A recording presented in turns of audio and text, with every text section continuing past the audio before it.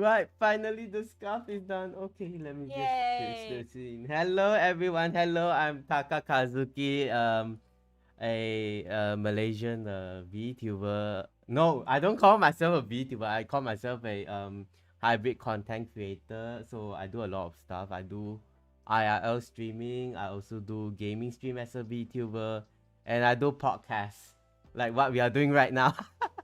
Yeah! Heck yeah. Yes, finally, finally. Heck So, yeah. again, I'm very, I'm very honored to have Kōri with me today. So, I mean, I'll be honest. I look up to your content for quite a while because what amazed me was your uh baseball collab. Ah, thank you! Yeah, Thank you so much! I was like, wait, baseball. Who collabs with a Baseball. baseball? Wait, why would there be a VTuber baseball collaboration? I was so shocked and I was like, you know what? This is breaking stereotypes. So, Kori doesn't like, she keeps giving surprises, honestly. So, when I saw that she's reaching out for collabs, so I reached out and here we are today. Yay! Thank you for Baseball having in where? me. Baseball in where? Where was the collab again? Baseball in. Yeah, so it was in Frisco, Texas, and it was with the Frisco Rough Riders. They're a minor league baseball team. And yeah, it was in Texas, though. The Rough Ah, Riders. Yeah. yeah. Guys, if I were to be honest, right, she's the first before Hololive, right? Am I correct? Yeah, technically it was like a week before. It was like June 29th or something that that I had my baseball collaboration. And it's really an interesting story. So if you want to give me if you want, I can give a little bit of background on how it happened. So, basically I did a lot of outreach for like conventions and stuff, trying to get my foot in the door to be able to attend conventions as a guest and things like. And during that outreach, I probably reached out to like maybe 150 different convention Oh my organizers and god, whatnot. that's a And lot. yeah. And so eventually I did reach out to this one convention organizer called Anime Wonder. And they were like, yeah, we're interested in having Kōri at our events. But we also have this event at a baseball stadium. It's with the Frisco Rough Riders. And we saw that Whole Alive is doing some kind of collaboration with the Dodgers in July, but we want to be first. Would Kōri be open to that? And I was like, oh, heck yeah, I'm your girl. And so that's basically how that happened, essentially. It was just thanks to Anime Wonder. Like, all credit goes to them for making that event happen and for them to give me a chance as well to have that collaboration. So it was a really crazy time. It's It was crazy, something. definitely crazy. Yeah, definitely, definitely. But yeah, technically we did do it like a week before Hololive, but it was awesome to see the way that Hololive was able to really make a entire like night an event out of the collaboration as well, and that was really fun to see. And they did a great job, in my opinion. What I did with my collaboration, I was on the Titantron. That's what they called it. So like the Jumbotron is another name for it. It's just basically like a big screen, and Mm. I did like a Rough Riders chant, like a "Let's go Riders," dun dun dun dun dun, and then I did a "Take me out to the ball game." So I was up on the jumbotron like two times, two different times. And it was a great time. It was crazy to see like people sing along to the "Take Me Out to the Ball Game" and stuff. And there were definitely people who did not understand what was going on, but it was also a really cool experience. There were some people, like a lot of I think like younger people, getting kind of excited to see like, oh, there's an anime girl on the screen. You know what I mean? So yeah, it was really Exactly. cute. Yeah, yeah, yeah. Speaking on that, right? I actually I somehow offended people. Back in my youngest days, I think I wasn't involved with VTuber yet. I only Mm, got into VTuber around in 2021, and it was mm, a pretty weird way. For me, is during that time during COVID, I was actually studying. So I was also looking for a part-time job as a mm, anime content writer. mm, So there was this a major animated coverage company who did a VTuber launch, but I wasn't aware what is VTuber. I was Mm. asking them a job, so they asked me like, Taka, can you just write an article about this VTuber that we are gonna launch soon? And I was like, oh yeah, what's a VTuber? And then they show me videos. I was like, isn't that just an anime girl? I remember the amount of bombarded message in the Yeah. Discord chat blasting to me saying that How you are dare you, Taka? yes, how dare. And I almost got called out. I'm like, guys, chill. I just want to look for a job. I was not even aware that time I would become a VTuber and content creator. Like looking back 4 years later, like this, I just passed my 4 years anniversary. Looking back, Mm. that is like the most idiotic thing that I could have offend the anime community and also the VTuber community at the same time. No, honestly, that's not that bad. I've had people like every con that I go to, there's at least like sometimes it's like once every hour. Every hour I get Yeah. this at least once and someone's like, "Are you AI? Is this AI?" Oh my It's the worst. That's the worst. I'm sorry, but that's the worst. It's like, oh god, I just that I've gotten that question so many times. It's like in the hundreds. And it's the point where like I have a sign that says I'm not AI, and people still look at the sign, look at me, and ask me if I'm AI, even though they read the sign that I'm not AI. It's insane. Oh my god. You know what? Same goes to that. Like another thing when you talk about it, it reminds me because I'm a big supporter of indie games, and Mm. I go to indie convention, and also I became sort of a ambassador for a VTuber a while back. So I Mhm. was like trying to like bridge indie games community and also VTuber community together. I took one offense that they say that isn't VTuber AI because we got say, who was that? Nero, yes, Nero Sama. Yeah, They Nero, were like, yeah. isn't VTuber sort of a AI like Nero Sama? I'm like, oh shit. I have I have to do like a 1 hour lecture educating the public, students from game academies about VTubers. How does rigging do everything? Like teach them the whole situation, and I'm like, why Dang. am I still even here giving lecture? Since I'm appearing as a IRL content creator, Mm. that's that's like the same time. Like, wait, it feels cringe. Like you're lecturing the public about VTuber when you're presenting Yeah. yourself for IRL. I Yeah. I felt that. I felt that because like IRL is a different persona, even though I'm still like Taka. But at the same time, it's Mm-mm. like, huh, that feels kind of weird. Yeah. Yeah. That's well, Yeah, hey, you did us a service, so thank you for that. yeah.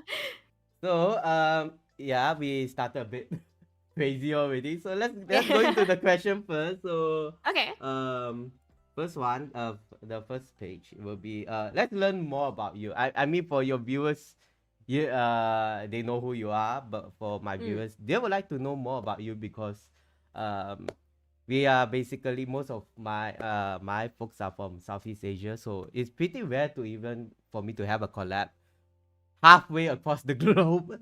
Yeah. Hell Yeah. yeah. Let's go. Breaking boundaries. You love that. Yeah. Yeah, so a little bit about me. So I claim to be your IRL event VTuber. What does that mean? I do a lot of IRL events. I've been to over 25 different conventions virtually attending as Corey and streaming my point of view. So I do a lot of IRL events. Recently my big IRL event, I hosted a concert in Las Vegas, Yeah. and that's in Nevada, in America. But it was a really great time. I'm an independent VTuber, so I basically managed all of that and organized that on my own. And we had 80 plus VTubers join us for the opening acts, and I did the main act, and we did a meet and greet afterwards. It was a free event. People who showed up physically could watch it for free. It was also free to watch on Twitch. It is available. I did highlight it like on my Twitch channel if anyone wants to check it out.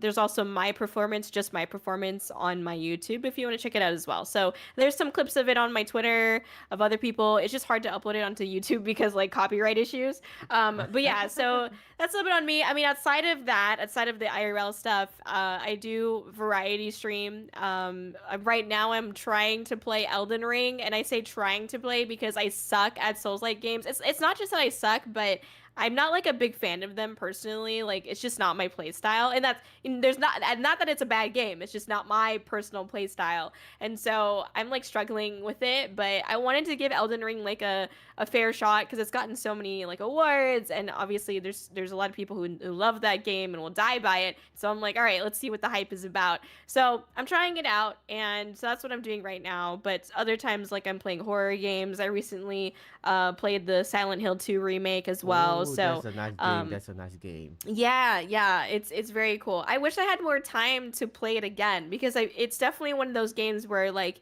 you need to play it a couple times and you'll like every time you'll like see something new or learn something new or get a new perspective, which I think is really really neat.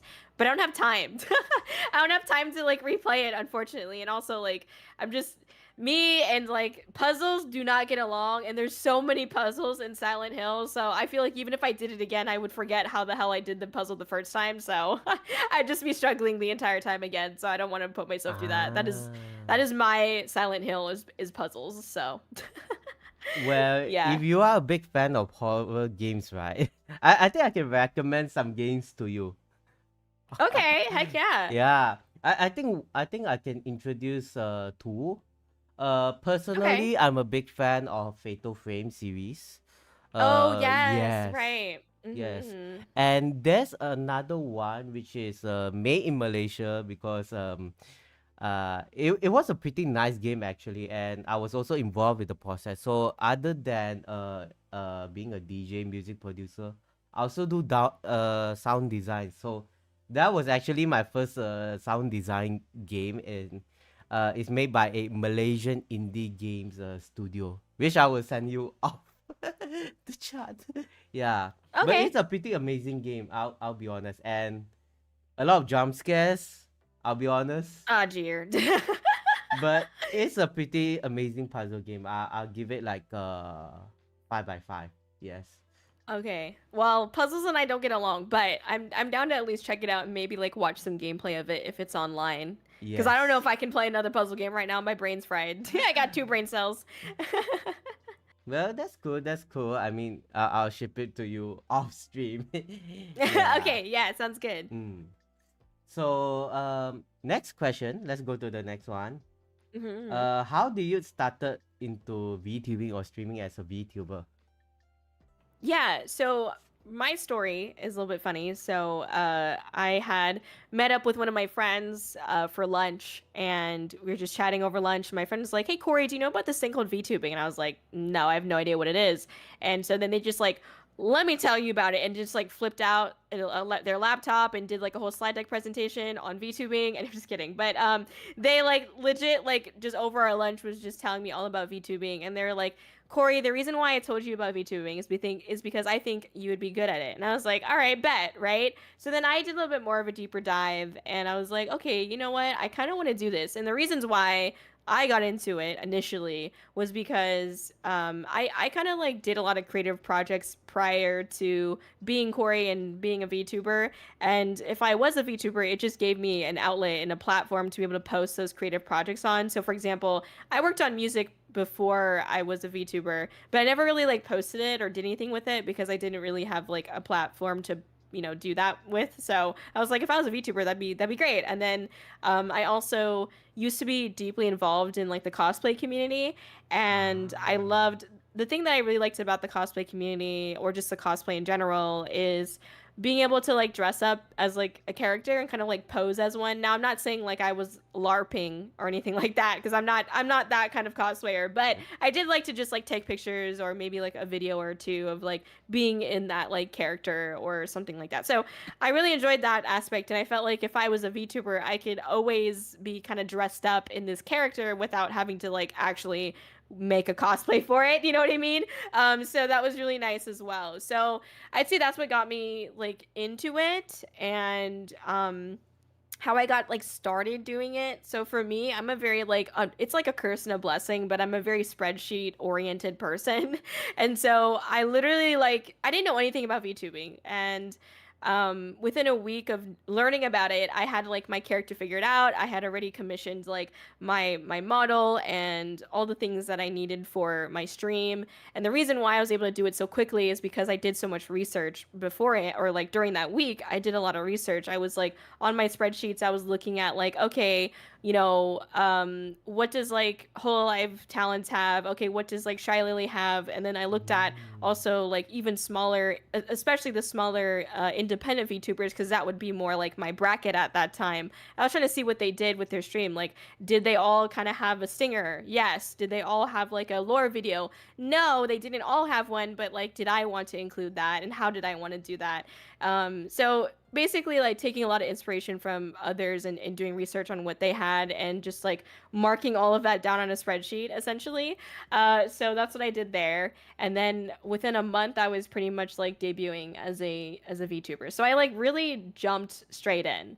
I think the thing that has kept me in VTubing is really the community at this point. Like I truly cherish the community I have. I know like every VTuber will say that, but I try to stay very heavily involved in my community. We have Discord community nights, we have movie nights, and I try to be there as much as I can, and just like constantly chatting in our Discord. So I'm very community focused, and that I think that's also partly why I really enjoy doing the IRL events, because that is like almost as face to face as you can get as a VTuber with your community, or with a community as well. So that's kind of what's kept me passionate about pursuing VTubing.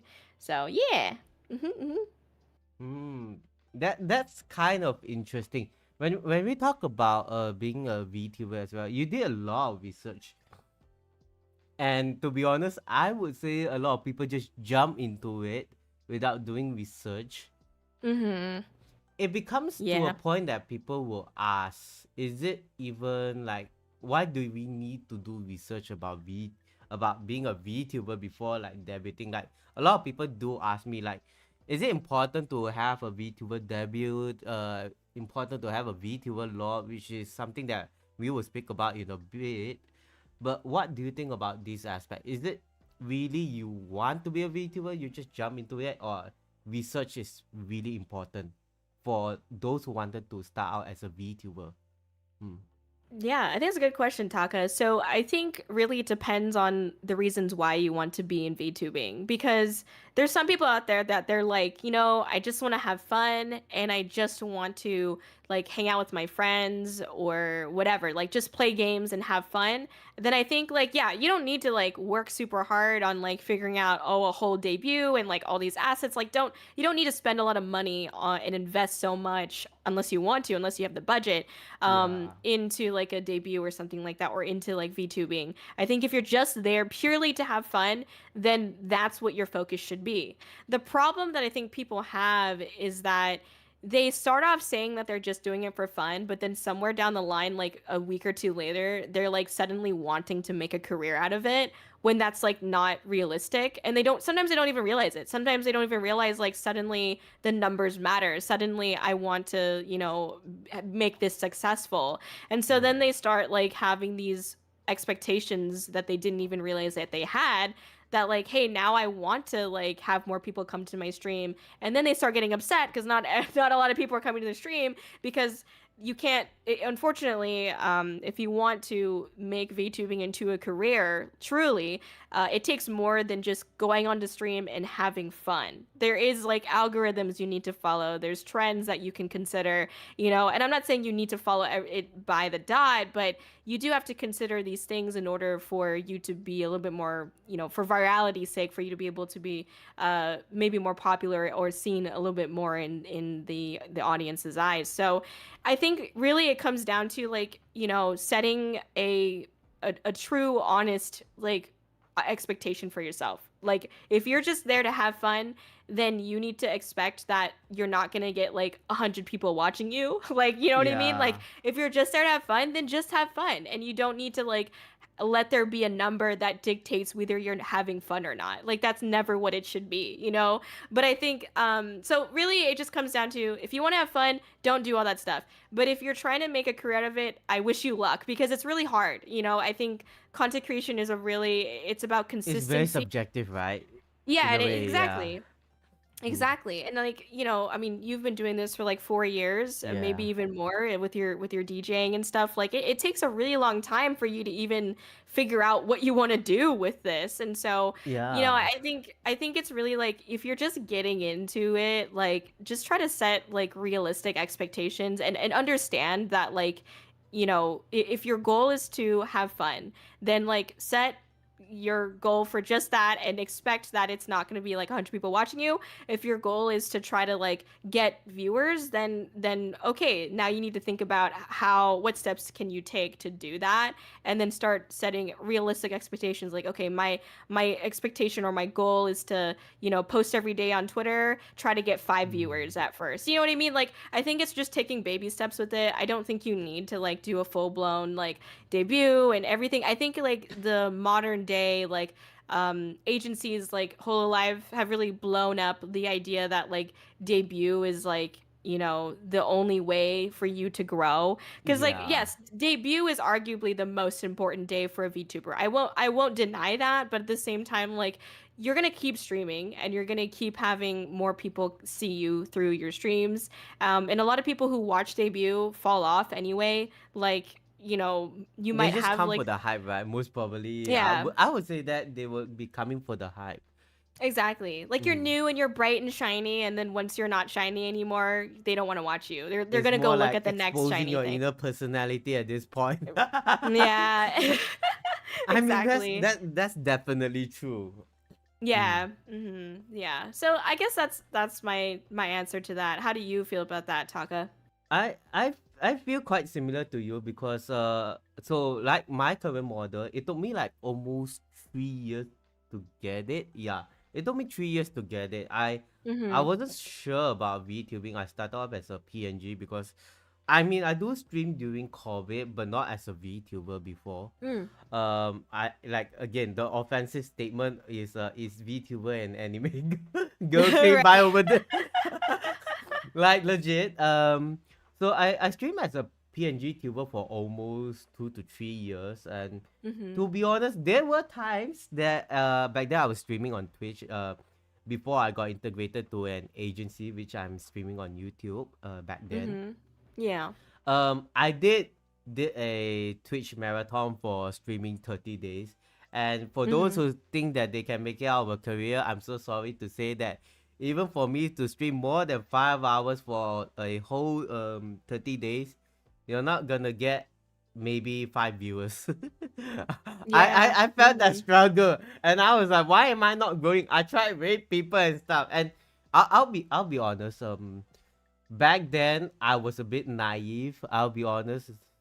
But I Mm-hmm. admit that was a mistake because I tried to rate people and cloud chase back then. I'll be honest. I know it's a bad Mm-hmm. thing to say, but when further down the line, it's gonna be harmful to you. It becomes like a mental drainage in a way. So Yeah. nowadays I do content based on what I want to do and what I have fun doing it.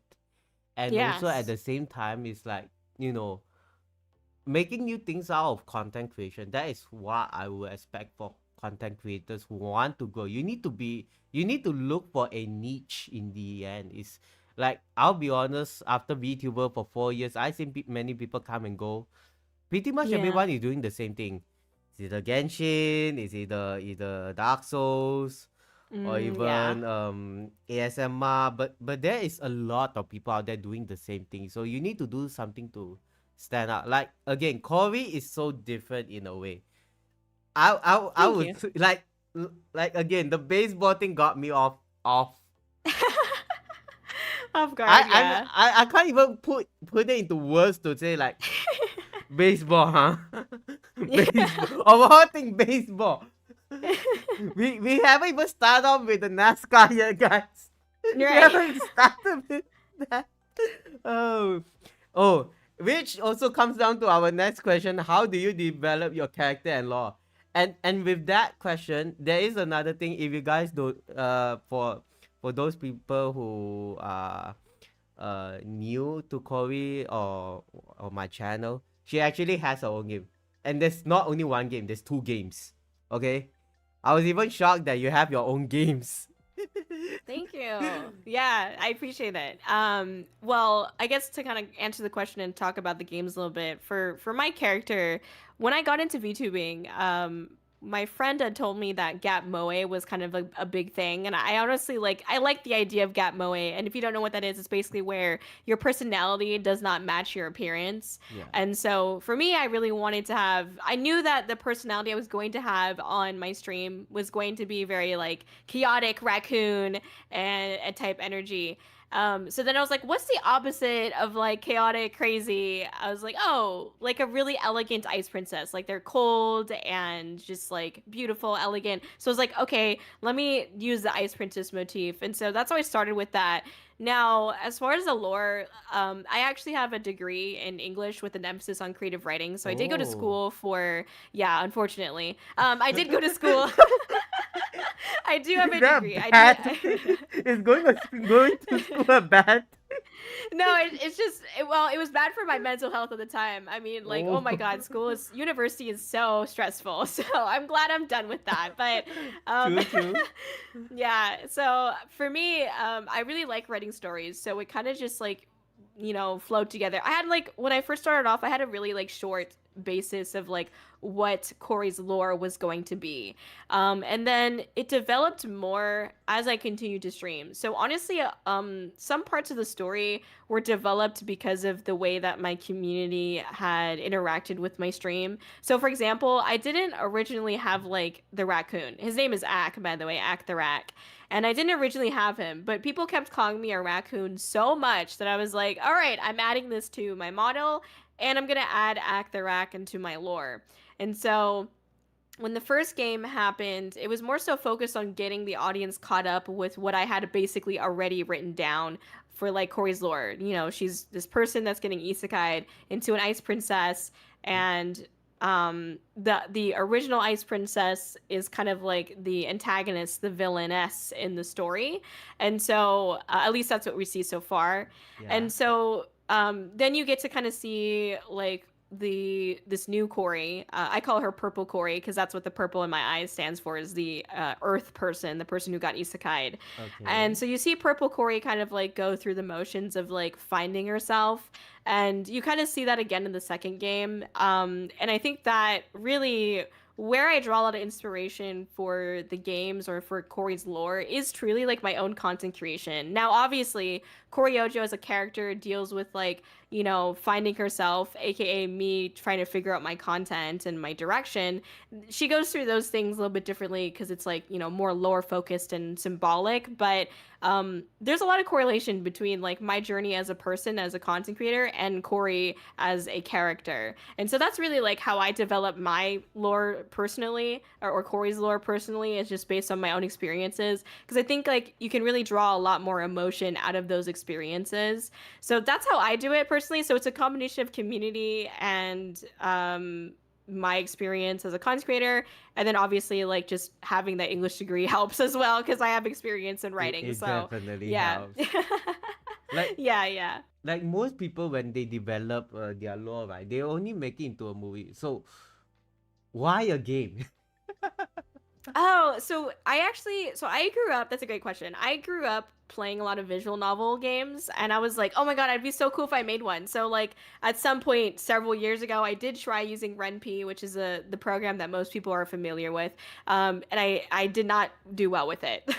but later on down the line, when I started, doing Kōri, I was like, man, I really want to try to do a visual novel game. And it was really just a passion project. It's just because I really wanted to, because I thought it was always like a dream of mine to have a visual novel game that I created. And so for me, it was literally just because I wanted to do it. Like it wasn't for any other reason. Like nobody asked for it. I just wanted to do it that way. I thought it was a fun way. Yeah, I thought it was a fun way to write. Like I'm more of like a short story person. And so visual novel like writing is a little bit different of like a writing style. So it was like kind of a new challenge for me as a writer, which was fun to try to tackle. And it was just cool to like see Corey's story come to life both visually and obviously through the text, through the story. And so I think it was really just a passion project, and that I really wanted to do a visual novel game, and I was able to do it. So that's it. It's just because I really wanted to do it because I grew up on visual novel games, I I guess. So that's see. why. Yeah. I mean, I would say you're one of the few VTuber out there who has their own game at the same time, because the only game I'm seeing right now is from Hololive themselves. Oh So yeah. I guess you might be one of the few first. I can't say there's none, but I as far as I'm aware, you're the first as well on that. Oh, thank you. Thank Yeah. you. But it kind of interesting to learn that you just wanted to do a visual novels game based on your character, and it somehow become something like what a normal VTuber would, sorry to say, never afford to do it, because Mm, in the end it's because like I spoke to a lot of indie games. mm, Developing a game is very difficult. Honestly, you need a lot of yeah. artworks. You need to have the brain juice to even work out the ideas and contents. And Right. like some games that I was working together with took about 2 to 3 years to develop. So it's kind of interesting to see that you casually just develop a visual game novel of yourself. Thanks. Yeah. I mean, I think the first game took me like I think it was like 150 hours that I Wait, had on it. 150 hours. Yeah. Holy Yeah. crap. I That's mean, I had to do it all, so that. it's like, yeah. Where do It you was a get your lot. where do you get your graphics and artwork though? Oh my Yeah, I god. mean, some of them were commissioned, but I did work on like the backgrounds and Ah. yeah, so I did commission like some of the artwork, but I did work on some of it too and like animating stuff as well. I did that. And then but I wrote the entire story and then I like programmed it. But I don't want to give myself too much credit. There wasn't that much coding that I needed to do. It was very simple stuff, like if and Ah. type stuff. So like it wasn't super deep coding, but like it was still a lot of hours because I it was mostly just like trying to figure out the program and learn it. You know what I mean? So yeah, it was definitely it was a time. Yes, guys, But yeah, the struggle of being indies. that's so true. Yeah, so real. Oh my god. To learn that you even code the game yourself, it's already a surprising aspect, because like let's be honest here, not everyone can be a jack of all trades, right? Yeah. Oh my god. Okay, so let's follow up to the next slide. The Okay. okay. So let's talk about your most memorable part of yours career, but it's only for streaming. Let's not talk about the IRL events yet. Okay. Most Okay. memorable part of your streaming career. Yeah. Hmm. That's a tough question for me because I feel like I feel like nothing feels memorable because they all just kind of blend together. um, hmm. I think okay. I would probably say I learned a lot from when I released my first album. And I had like a stream for it. I had like an album debut stream. I had like Ah. I had like a new model as well that I was using just for like the album and like different outfits for different songs. Like I did a whole thing for it. And I thought that it was going to be like at the time, and then again, this I can relate to your feeling of being naive. At the time, I was like, oh well, like Mori Calliope and like all these other VTubers have done albums and it's done so well. So like maybe if I do an album, like it'll do well as well, right? And so I kind of was naive in that sense, and I had ended up taking like maybe a month off of streaming, maybe even more than that, so that way I can work on the album. And it's called Interstellar Ice. It's the first album that I did, and Ah. And I was like, okay, now more people are going to come to my stream because I'm releasing this really cool project. But it's silly because like what I realized was that, you know, I had the stream and there were the same amount of people there. And I was like, why is that? And it's like, well, if I work on music, right? And I know this sounds like dumb moment, but I didn't click until this time. I was like, if I work on music, that's going to help my Spotify or like my YouTube music or, you know, the other music platforms. That's not going to help my stream cuz like stream audience, Twitch audience doesn't care about new music all the time. Like, Yeah. are there people who care? Yes, there are people who care, but not a lot of them do. And so I realized that I was putting way too much time in like these other creative projects. And it sucked because I really loved working on music and loved working on things that sparked my creativity. And the day-to-day stream just, I'm sorry, does not spark my creativity. Like the day-to-day stream is me dying every 5 seconds on Elden Ring. Like, come on. It's like, to me, that's not interesting, you know, at least to me. And so I think for me, that stream really taught me like to really refine or hone in more on like what are my goals, what are my expectations, like I said earlier. Like that's something that I think really I learned from that experience, like how to better set better expectations or realistic expectations, and how to execute actions that will be able to achieve the goals that I have at that time. Because I feel like my goal, which was to bring more people to the stream, was not aligning with my actions, because my actions was for music. It wasn't for the stream. Mm. So it didn't like match up, you know? So I think for me, it was just a really big learning experience from that. It was a terrible event. Like I felt really bad afterwards, but I think it was a good learning experience. So that way I didn't like make that mistake again, or at the very least, I set my expectations lower. Like I just, if I, like, for example, how that worked later on is with the game. With the game, I had no expectations. Like I just wanted to do it because it was a passion project, and like Mm. I want to do it. That's it. And I didn't expect anyone to play the game. I didn't even expect anyone to look at it. But there were actually like a good amount of people that ended up like streaming it. Even they streamed them playing the game, and that blew all my expectations on the water. And even like the second game as well, like I'd never expected anyone to play it, but some people did. And so for me, like I think it better helped me realize like to, if I do work on these creative projects, I just need to set my expectations a bit lower, or at the very least, like I need to believe, like I need to be happy. I need to be the person that believes in this project more than anyone else. So that way, when it does come out, like at least I can say that I'm happy with it. I don't need anyone else to be like, you did something right. Like I can just be happy with it. I don't need to rely on anyone else for, redemption or Assurances. anything. Yeah. Yeah. I guess, So I that's guess how I that's feel. true. That's true. That's true. Um, how should I even put it? It's like, okay, you know, the best thing at this point I would give is like, the best expectation is to have no expectation. Yeah, right. Like I'll be honest. I'll be honest. I do have similar situation with you. Like so back in 2020, wait, 2022, I sort of make a IRL event appearances. Mhm. Honestly, during that time, even have I didn't thought of doxing myself. For those who seen my channel out there, they know I stream IRL. They saw my face before everything, but during that time, I have no expectation because I got onto one of the biggest anime convention in Malaysia performing a DJ set, and I how should I say? I thought I would blow up, but it didn't blow up.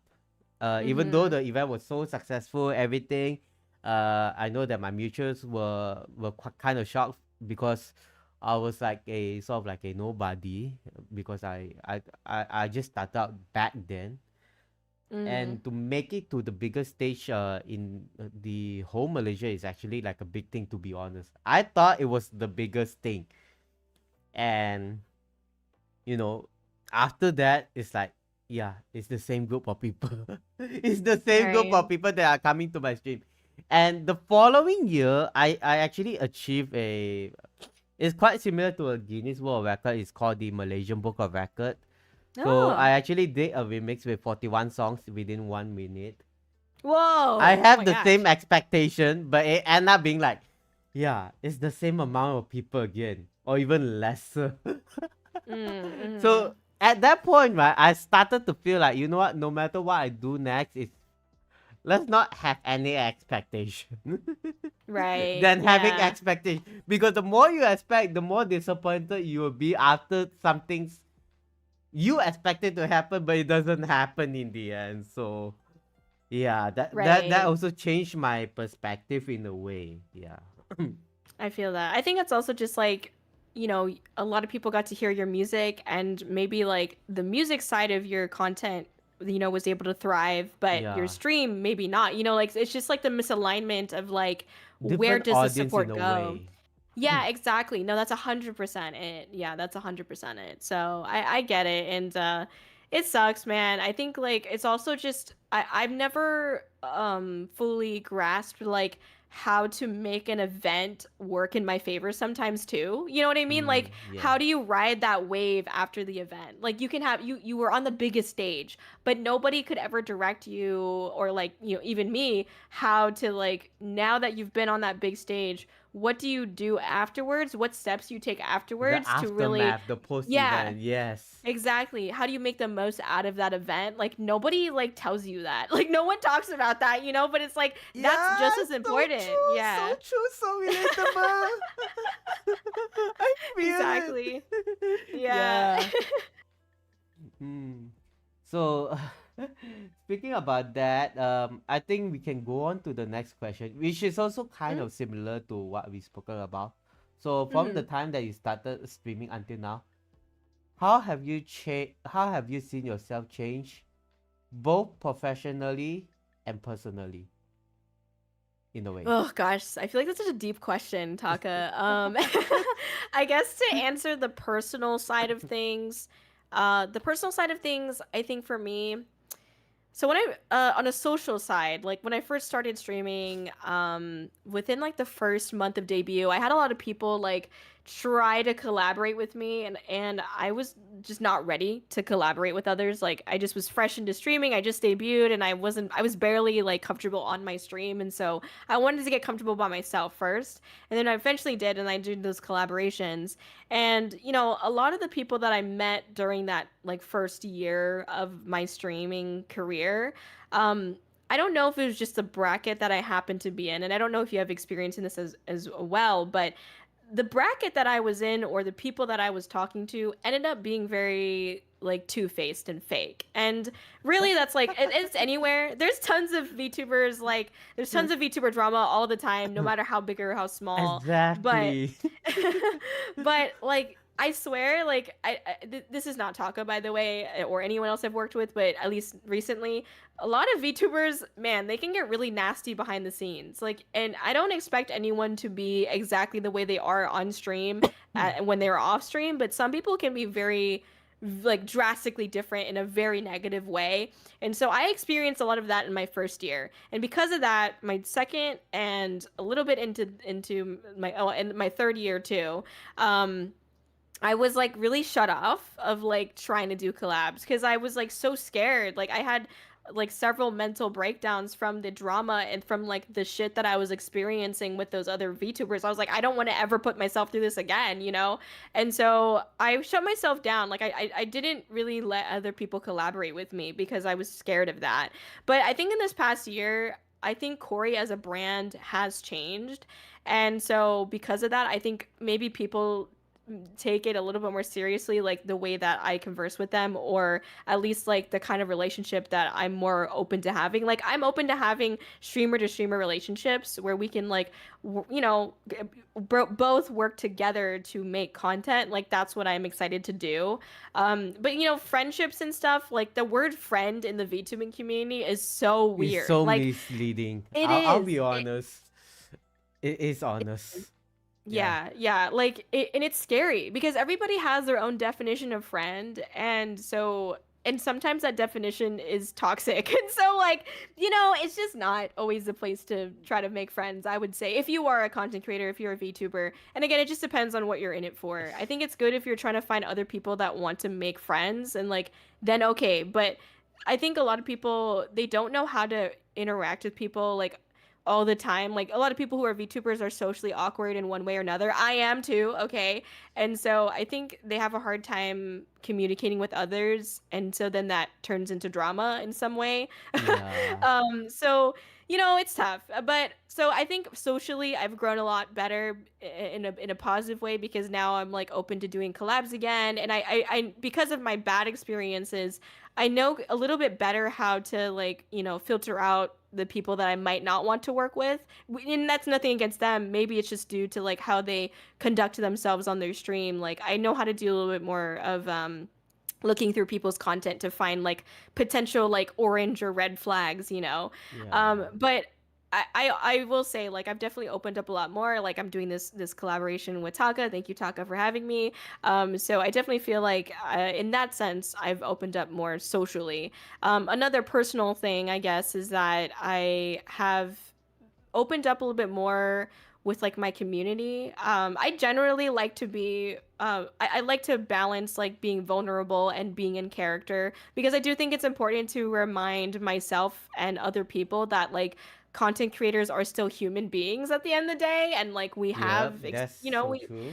exactly, right. We have experiences, we have feelings, we have bad days, we have good days, and I think it's okay to talk about those things, but still be able to have fun and be a character online, and make content, you know? So I think for me, I've been able to learn how to balance that a little bit better, to be vulnerable and also to make content, and be a character, and be more involved with my community. I will say for sure that if you asked me like a couple years ago, I would be very nervous to get onto like a Discord call in my server, and it's like my server. But nowadays I'm like, yeah, sure, I'll just jump on there. Like it's fine. You know what I mean? So I think there's been a lot more trust that I've built with like my community in a personal sense.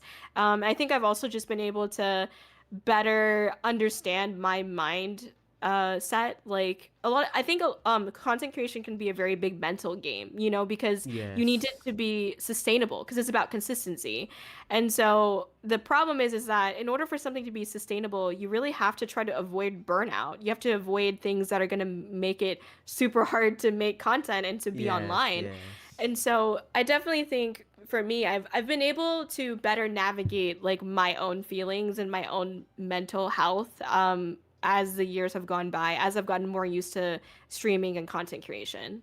So that's my personal side of things. But to talk about professionally, I think the biggest thing that I will say is that originally when I first got into VTubing, like most VTubers, I was like, one day maybe I'll try to get into Whole Alive or something like that. You know, I think That's most VTubers everyone's think dream, that way. guys. That's everyone's Right. dream. Exactly. But now I really don't want to. And I think it's because there's a couple of different reasons, and I could go on about it. But to TLDR it, agency, I don't think the goal is the agency. I think the goal is to make it as an independent VTuber. And that's kind of been proven with what we've seen with Ame Watson, with Yeah. Gargura recently, with Fauna. Like we've seen all of these amazing VTubers and talents that are a part of these big agencies. They're graduating. Why? Because of differences with management. What could that mean? I don't know. There's NDAs in place. But what I could pull from is that they do afterwards, like Watson, debut as Doobie,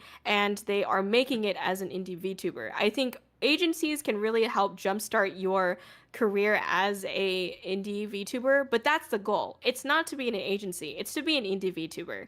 And so for me, I've just realized that I don't think like agency, at least a direction that I have started to see Whole Life go in, I'm not sure if I would fit in that environment, because Mm. I like to be Kōri, like at the end of the day. And I don't know if Kōri would fit like the status quo for agencies like Whole Life. I don't know.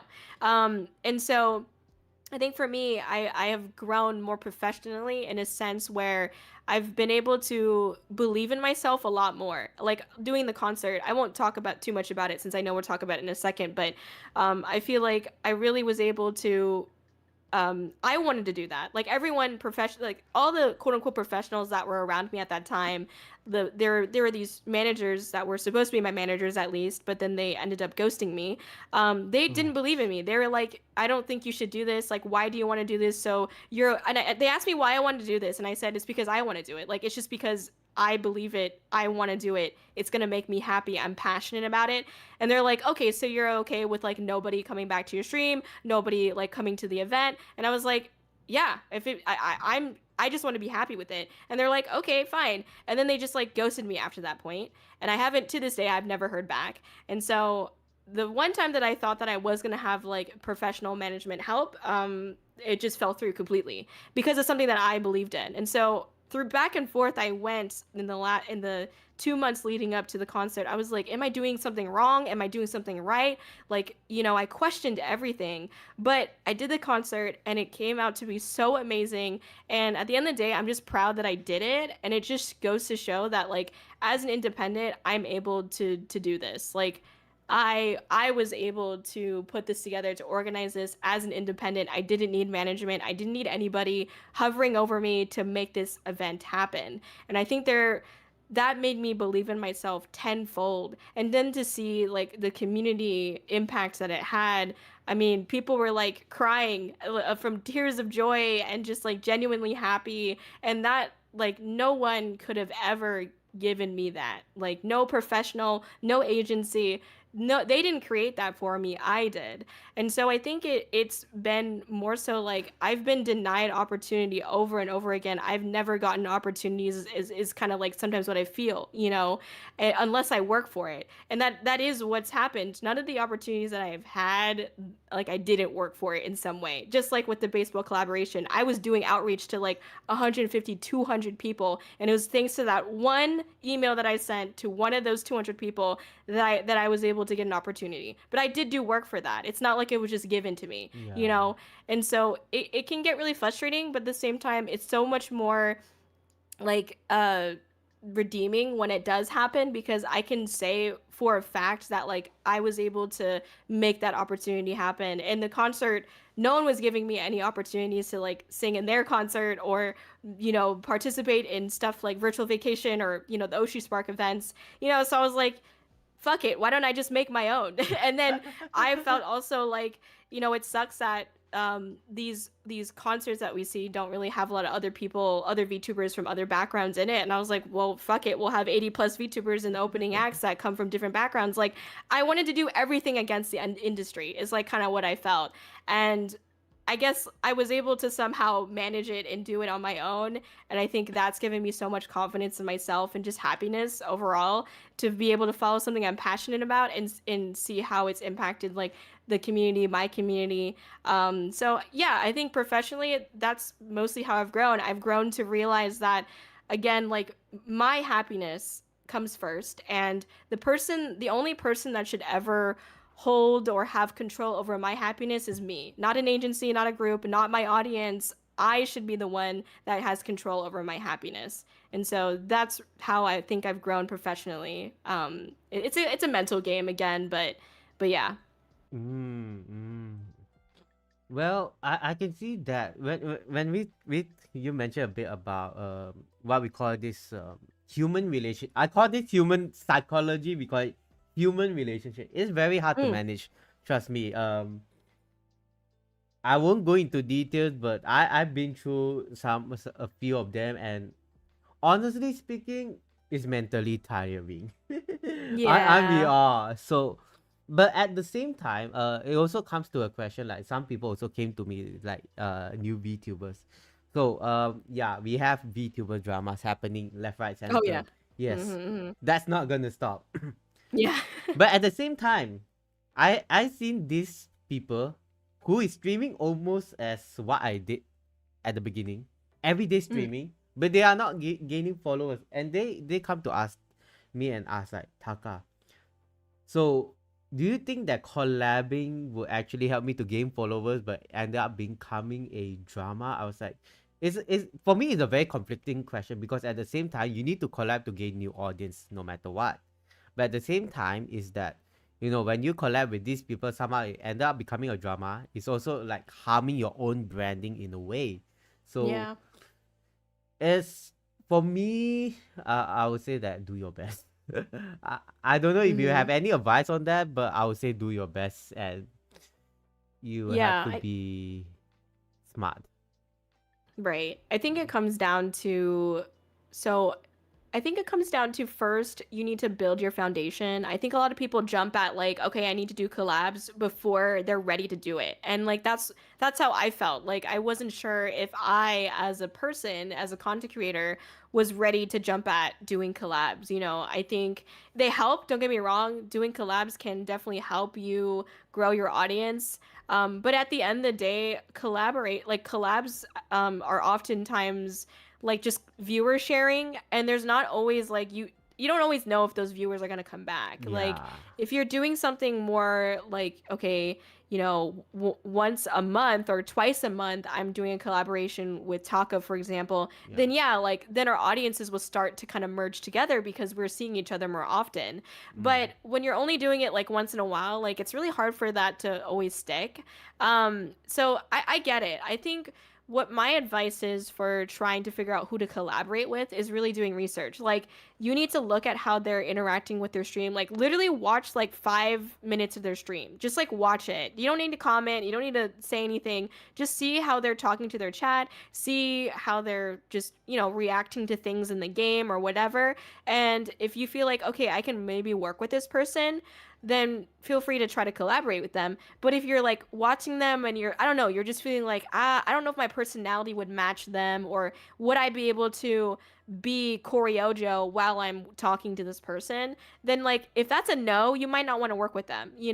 But and then obviously if you go to their page and they're like retweeting all this drama or they're commenting on all this drama, then that does mean that there's someone that's like heavily invested in drama, and that probably means that they have a higher chance of creating drama or posting about drama if something were to happen. Yeah. But I also think so it's complicated. I agree. It's very much like good It's luck, and I think complicated. yeah, it is. It is. And like you just never know sometimes. Like I definitely talked to people that I thought were super nice, and then like I actually worked with them and they ended up being very two-faced, or they were just like not good people. And you wouldn't know until you started working with them. So it can be very hit or miss. I think the way to avoid drama is just, it's really in your own words. And I say that as like an English degree person, but a lot of times I avoid it by just simply being as nice as possible and disengaging. Like just if something seems weird, like I remember one time when I was starting off streaming,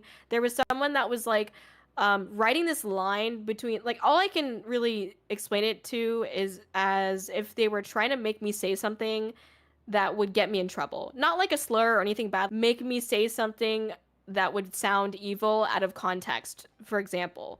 I don't really know how to explain it, but when I realized that they were trying to make me say something bad or like kind of instigate a reaction out of me, I was just like, oh, okay, well, I gotta go do oh no, what happened? Taka? Wait. Are you there? Hello?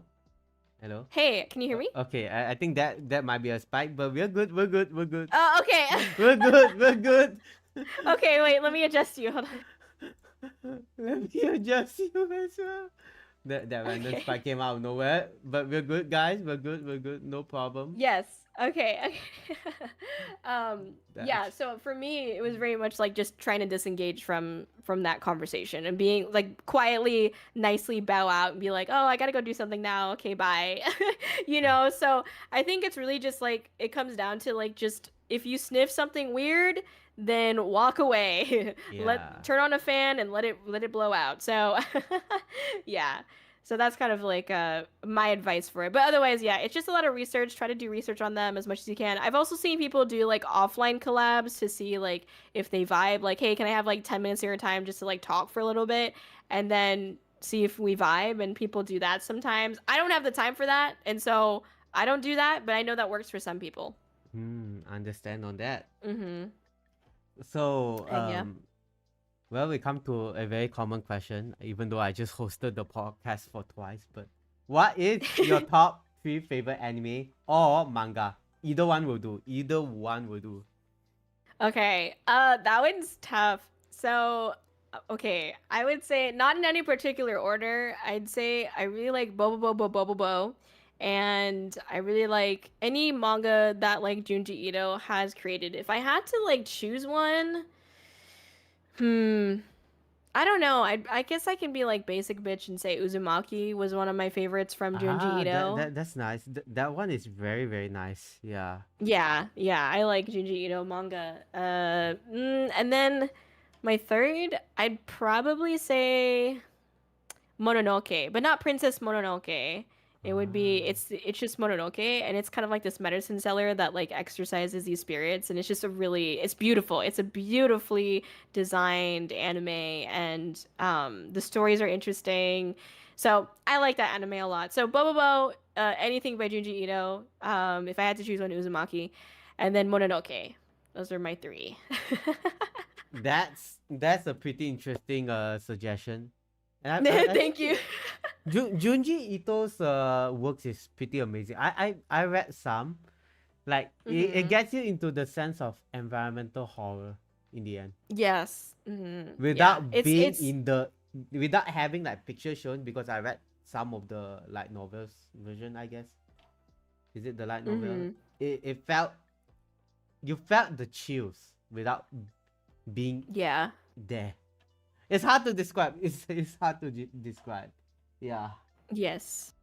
Well, okay. So let's move on to the next one. IRL collaboration. So I've been mentioning this a lot of times. You have been breaking stereotypes in bringing IRL events and VTuber together. What made you to pursue this unique direction? Yeah, no, that's a great question. So for me, I since I was in the cosplay community, I was doing a lot of like convention and stuff like that during that time when I was in cosplay. And so I really enjoyed going to conventions and interacting with the community at conventions. Like I love doing that. And so then when I got into VTubing, I was like, huh, how can I implement something that I really enjoyed from, cosplay into my VTubing journey? And this was about, I think, year two. This was year two of my VTubing journey that I was like, I need to switch things up. Like, I need to do something else because I just wasn't happy. And I was trying to figure out what I could find happiness in, what I could find my passion in again. And to me, that became conventions. And so the first con that I had was called Fan Expo SF. It was in San Francisco, California. And I virtually attend all of my conventions. I'm never there in person. But it was a wonderful time. And I remember, like, there was one person who came up and was like, "Hey, I've seen you before. I've seen you on Twitch or I've seen you on Twitter." And I'm like, "Oh, really? That's crazy." And then a second person comes up and says that again. And I'm like, "What?" And then a third person came up and said that. And I was like, "Wait, what?" And so I think I realized in that convention, like, just how you never know like how far your reach is, like because a lot of people who watch like streams or sorry, a lot of people who like VTubers, they don't even like actually watch their streams. They watch like clips or they watch like short form content on those VTubers, and so they know about the VTuber but they don't necessarily like watch the streams. I think there's a difference in audience between like the IRL audience, IRL community versus like the VTubing stream watching community, like the Twitch community. Like there's a lot of different communities within communities, but they all kind of have different like attentive spans for different things. And so I think for me it really was just that I enjoyed really directly interacting with the community, and I honestly didn't see that many VTubers do it, and I guess that's why I really wanted to do it as well, is because I felt like, hey, this is something that I'm passionate about, that I have fun doing, and that I don't see anyone else do. And so why not just try to pursue it? And so I think last year alone I went to like I think it was like 17 or 18 different events in like less than a year, which was insane. But it was insane, but it was a really good time, and I'm glad I did it. And now that's kind of become my brand. So yeah. Exactly. Which is why it's like working with IRL brands, right? Let's pick one thing that is not within the slides. What are the challenges actually? Because to be honest, I also work with IRL event brands, and to bring VTuber in, they do ask what is the expected outcome So in your case, would the organizer of the event ask you any relatable question about anything relates to VTuber, or will it help them in any way for their own brandings? Yeah. So usually what I do is when I reach out to conventions, I will include like my media kit, so like kind of my content creation resume, if you will. And then I also include this like one pager or this document that explains what VTubing is, because a lot of event organizers, at least the ones that I've reached out to, they don't know what VTubing is. And so I kind of have to explain like, here's what it is, here's why you should have it at your convention, right? It's a very unique interactive experience because you're like getting to talk to an anime person on the screen in real time. It's very different. And a lot of people, so the pushback that I've gotten, there's one of them is, we don't have the equipment, or we don't understand like what you would need because we've never had this before. I'd like to say about like 85% of the conventions that I've attended, I was their first VTuber to go. And so they were not aware of like, okay, what do you need in order to operate? Like electricity, for example, right? Like some conventions don't even offer electricity. Wait, And what? so Wait, yeah, is it that depends. uncommon? Yeah. Yeah, it depends because it depends on the convention center. Like it's not always their fault. It's kind of just like the convention center itself, like the venue doesn't have electricity available to their con goers basically. I don't know if that makes sense. But Ah. but yeah, so it depends, but like that's one of the things I've gotten pushback on. And then the other thing has just been like, oh, you need to make ticket sales or you don't have enough numbers, like, Yeah, shit exactly. like that. That's the most people that has been asking outside, like, does number really matters or not at this point? Like working with IRL collaboration. Yeah. I think it does play a part, I think, because we live in a day and age where numbers, for whatever reason, numbers equals your value, numbers equals your trust. Like how much can we trust you to actually do what you say you're doing? If you have more numbers, then maybe you're more trustworthy. If you have more numbers, then maybe you'll bring in more people. And so like I get it, I understand that that is something that's just a day and age that we live in, is like it's Yeah. ran by social media analytics and shit like that, which sucks because I hate it. Um but yeah, I think the thing that helps me is that there's no other VTuber, at least that I'm aware of, that has been to like over 25 at this point. Like no other VTuber has this much experience in going to conventions.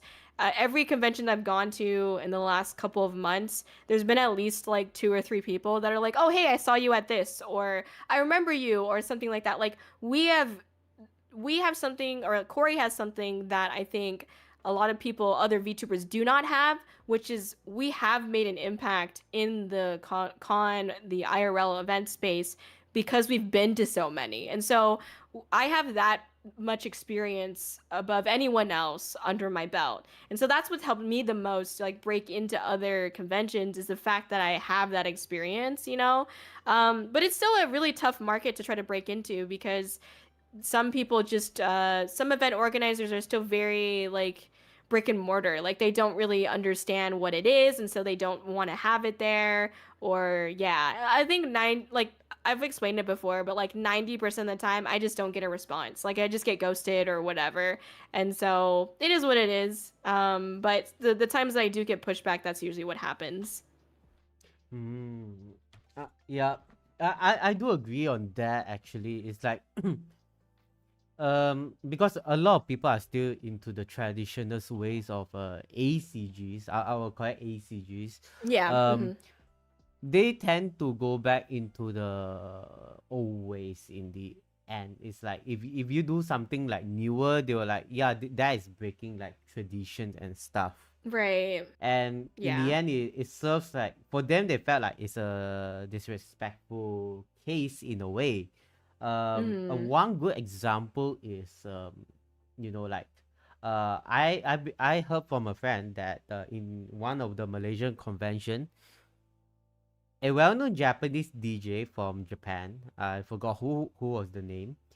He played one Korean song at that convention, and everyone just turned off their light stick. That's how bad it was. People treat the tradition of ACG's event. But nowadays, I'm pretty glad because currently in Malaysia, they are slowly a merge between K-pop and Japan culture, which is a good thing for me. Mm-hmm. Yeah. Yeah. Mm. That's interesting. So is I don't know, is it just like a cultural thing that there's resistance against like other cultural type music, or like why was it K-pop? Like was just K-pop not something that was prominent in Malaysia?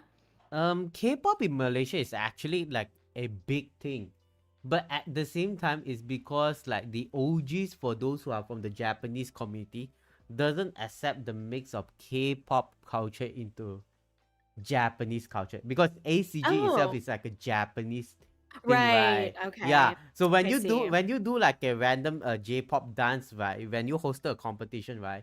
And someone just play out something like a New Jeans songs or maybe a Twice song or even a Blackpink song, Mhm. right? People will start to question like, isn't this a ACG event? Why are you playing like a K-pop song dressed in anime characters? Because I understand that they cosplay as their favorite anime character, but they are doing like a K-pop dance. For me, I'm accepting that culture because dance and music is like your freedom and speech, no matter what. Right. Yeah. And it's good to have a merge of culture. It's more like culture exchange rather than Right. resistance. So Yeah. why stop? Why stop? I mean, Yeah. if you don't try something new, you'll never expect a new culture come from it.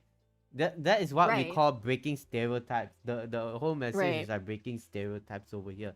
And Mhm. now after COVID is the first event in Malaysia is 2022.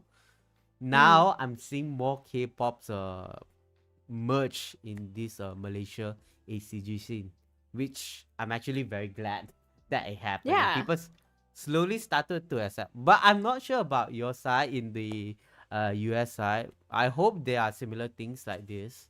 I guess. Hmm?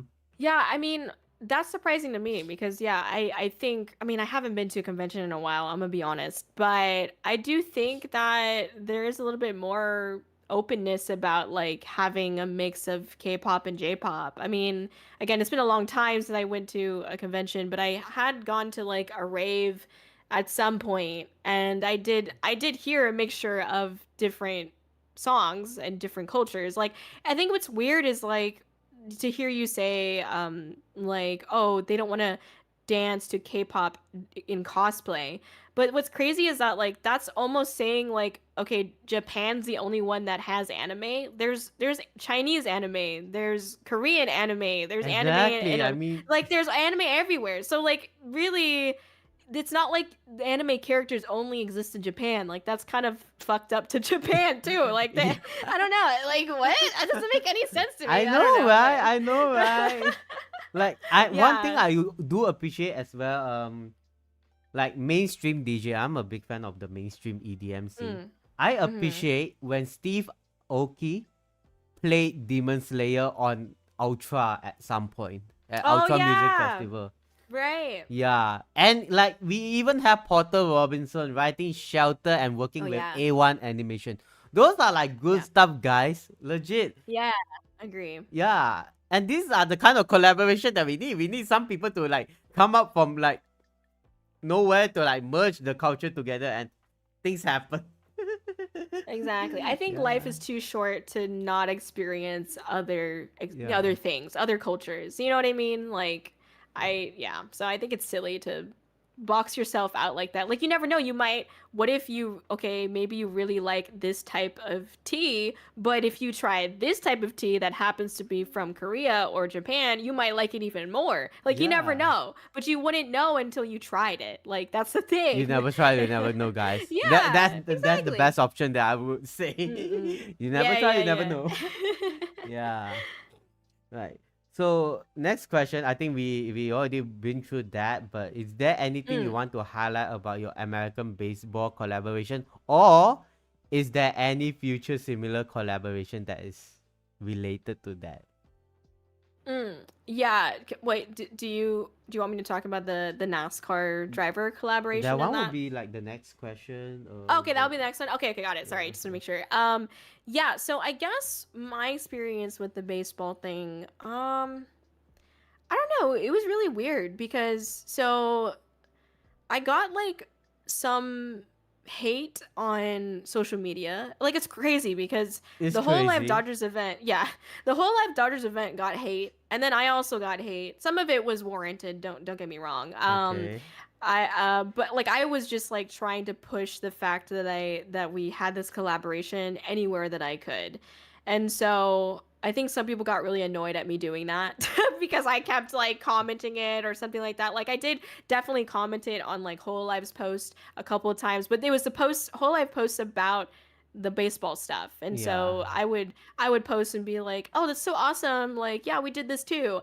And a lot of people got mad at me for like commenting on Whole Live's post. Even though Whole Live is a multi-billion dollar international company, they do not care about what Kōri-Oujo is posting or commenting on their post. Okay? They're Yeah. out there making money. But regardless, like I think for me it was a mixture of like getting like it was 99% support. Like a lot of people were really excited to see something like that happen and that an independent VTuber could do that. And I do really feel like it opened the doors for some other people. I saw AKA Scarlett who they are 100% a baseball VTuber, Yeah.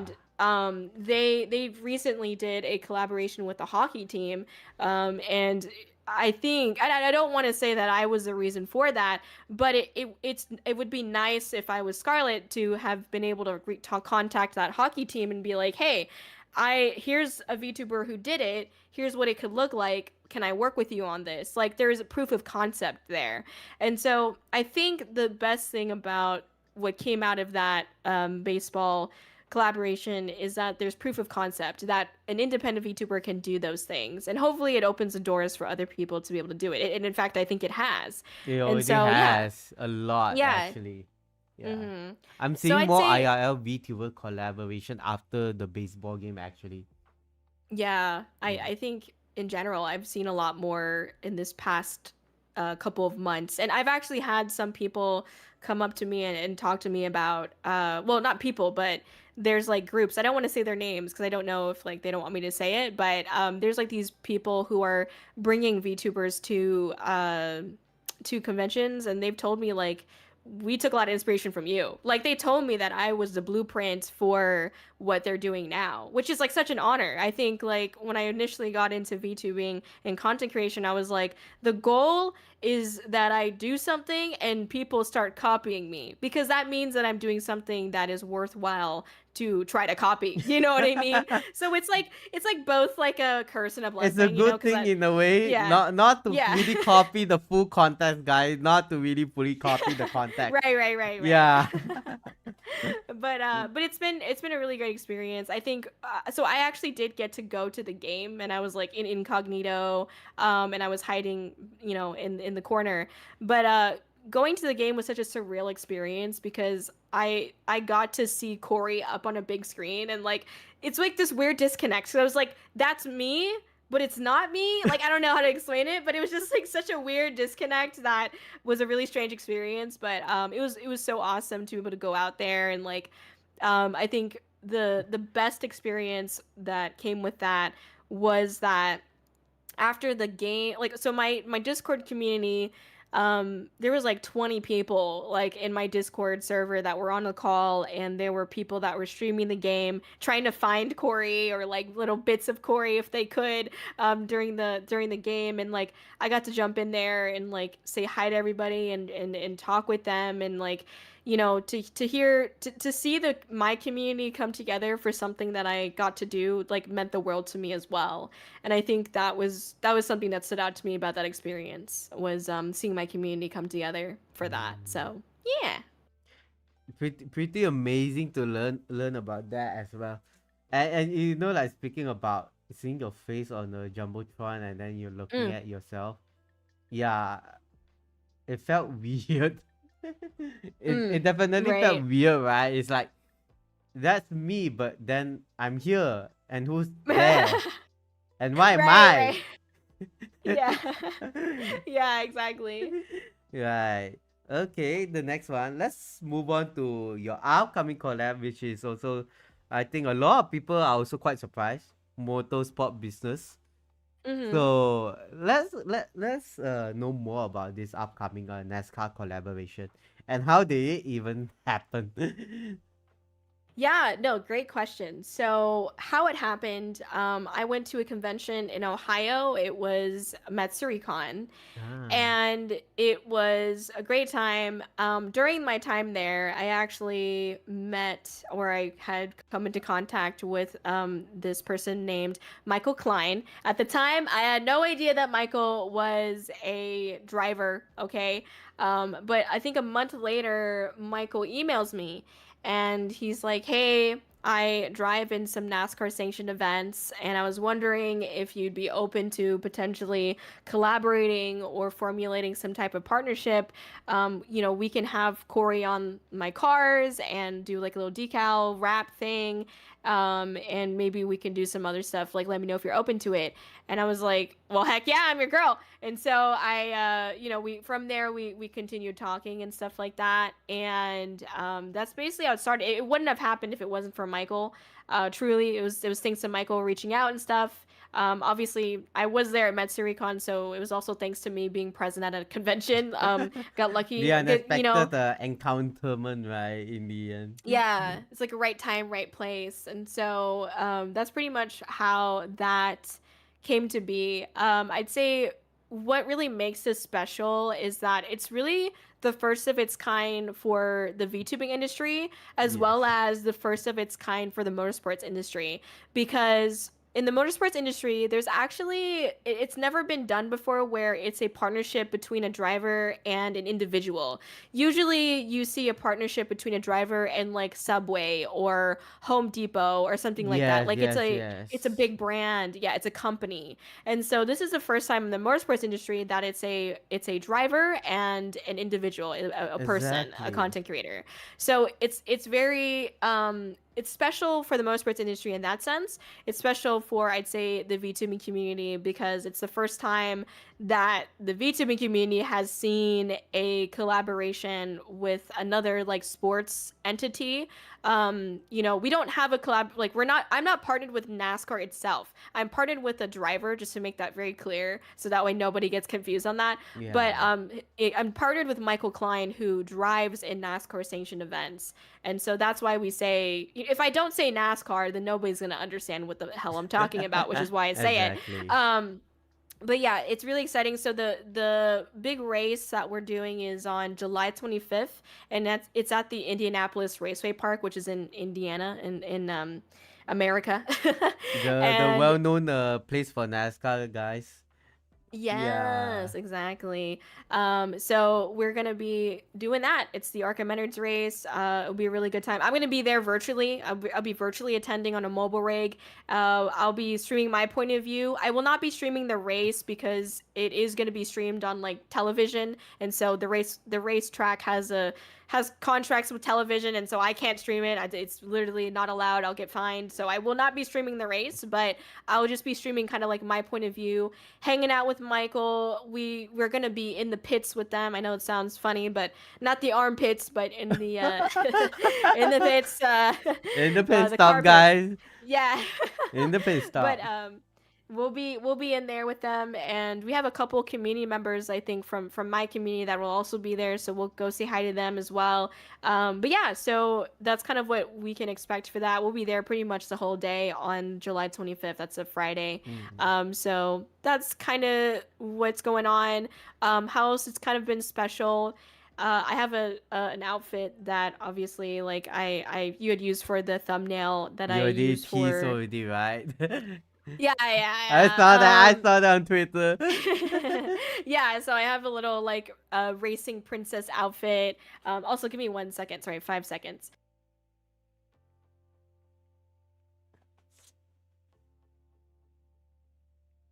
Okay, sorry, I got a raid, so I just wanted to thank them. But yeah, so we have that little outfit. We also had like a Mario Kart tournament that I hosted. And that's like the main stuff. I'm trying to think if there's anything else that is coming up.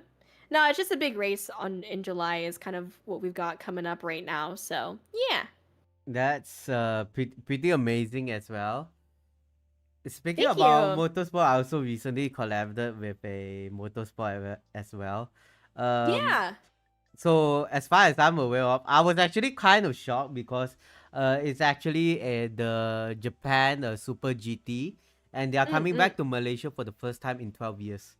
Oh So wow. yeah, so Malaysia has its own race circuit. It's called Sepang International Circuit, which Mm-hmm. to be honest, it hasn't been used for F1 in ages because due to a very costly amount and also thank you for the no thanks to the currency exchange for being expensive to afford. Right. So yeah, Super GT Malaysia is coming back, and I actually did their pre-party 2 days ago for DJ performances. Woo. We also have another event which is in Kuala Lumpur. It's also like a similar like a Japanese car showcase. I'm also be performing like with them.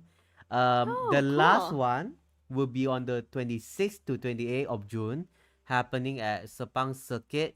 That would be the actual race itself. I was very honored to have this partnership with the organizer because we will have a pit stop stream, which I'm a big fan of. Like, I haven't been to a race circuit before, like honestly. So Mm-hmm. this is my first experience. I seen cars racing on TV before. To actually Right. walk through the pit itself, it will be something that I'm so looking forward to it. As far as I was told by the organizer, I can stream my point of view and also the race on my channel. So I'm so grateful to them. So it's like a unannounced or official partnership because I'm also partnering them as a individual as well. So Yeah. yeah, it's really amazing. Like usually when you partner with motorsport, right? They usually just slap the big brand or you need to pay a huge amount of money to get your name up there. Right. So to have like opportunities similar to like what Corey has and also what I have is pretty, you know, it's pretty how should I say? It's not grateful. There's a better word. It's just that I can't phrase it into words. It's like sense of honor. Yeah, It's an I think honor. yeah, Yeah, it's an yeah. honor to have your personal branding to be stick to a car or something like Mm-hmm. that, and to have such a interesting collaboration. Mm, Yeah, for sure. yeah. No, that's awesome. Congratulations. We're gonna have to check that out. Yeah.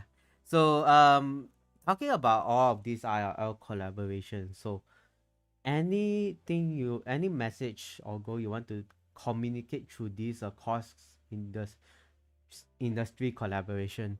Yeah. Any message? Mm, I guess for goals, I just would like to see VTubers more prominently in IRL spaces. I think like that's like the hope is that we get to see VTubers pop up in unexpected places more and more, and I think that'd be really exciting.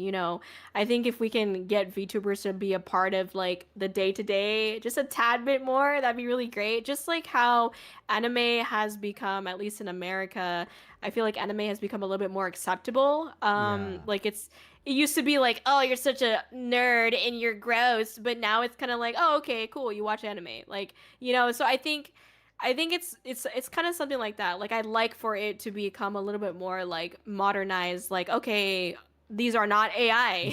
Like I would like we to stop guys getting the we are AI we are we question. are just cute AIs on the internet trying to entertain people. So I guess Right. that these people own like a supercomputer so that they can do like realistic voice acting, right? Let's be honest. How Right. can a realistic AI do something like that? I know, legit. You know what? Speaking about So, this cross collaboration with anime, mm. what other brands have you seen in the US does this kind of collaboration?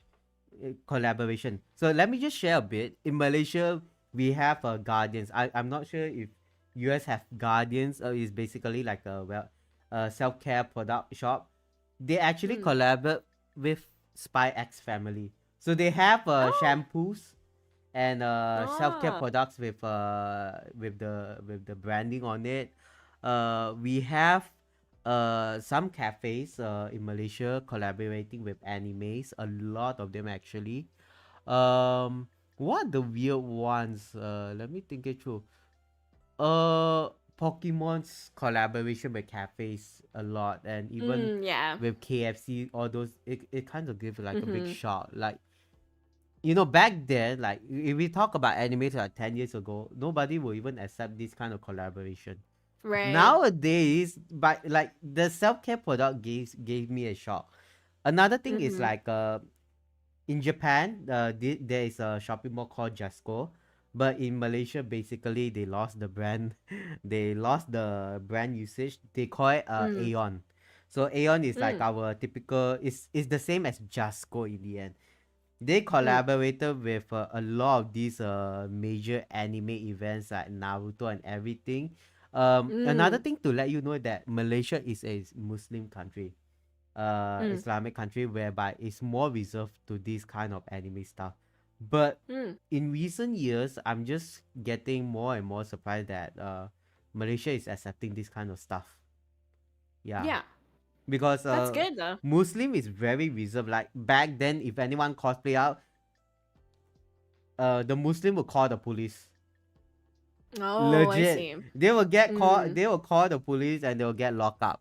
That was like 10 years ago because it's not explicit clothing, but they would say that it's very explicit and it's not Yeah, that's supposed to be fair. in public. Unlike the Right. US, Japan itself, Malaysia is a bit kind of a special kind of countries. So, but I'm happy that they are slowly accepting this culture. We even have a hijabi cosplayer, which also hijabi, which is a Muslim girl which wraps their head. Um, Yeah.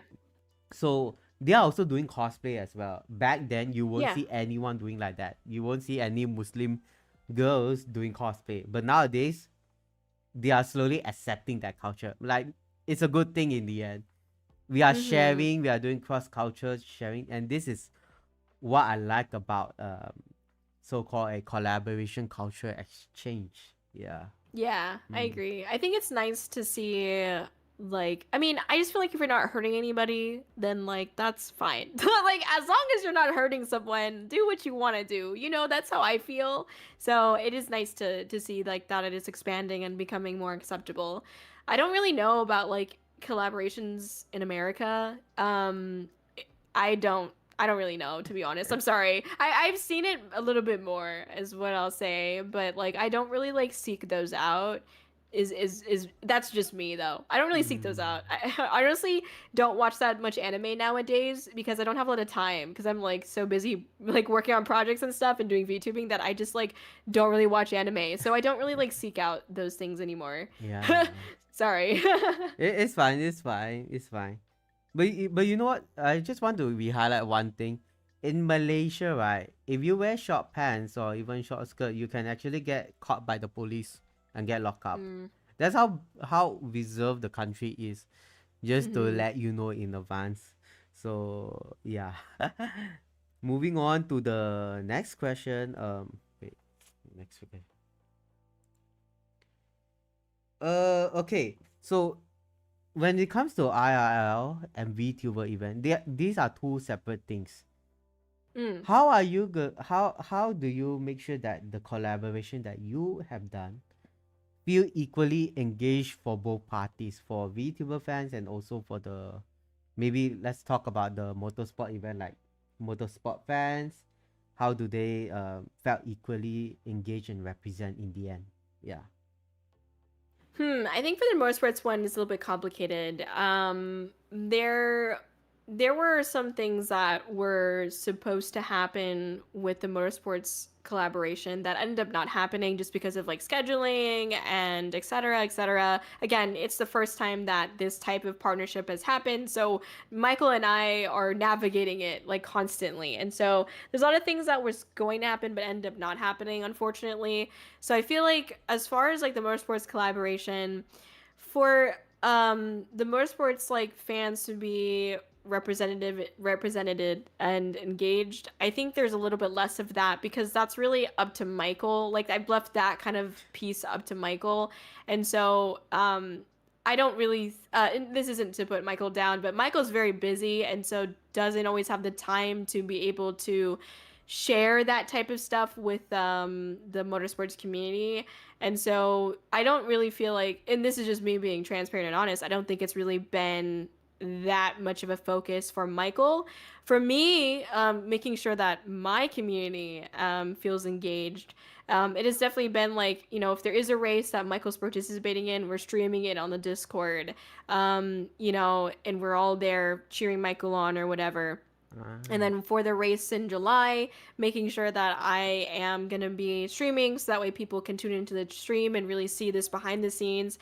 And I think it really comes down to the contents that you make out of the event as well. So obviously, I have planned once we do the collaboration, once we have that day where we're out all day on the track, etc. It's really about getting those photos up online and showing people like, hey, we did this, and sharing that and trying to get that to be a little bit more viral, you know what I mean?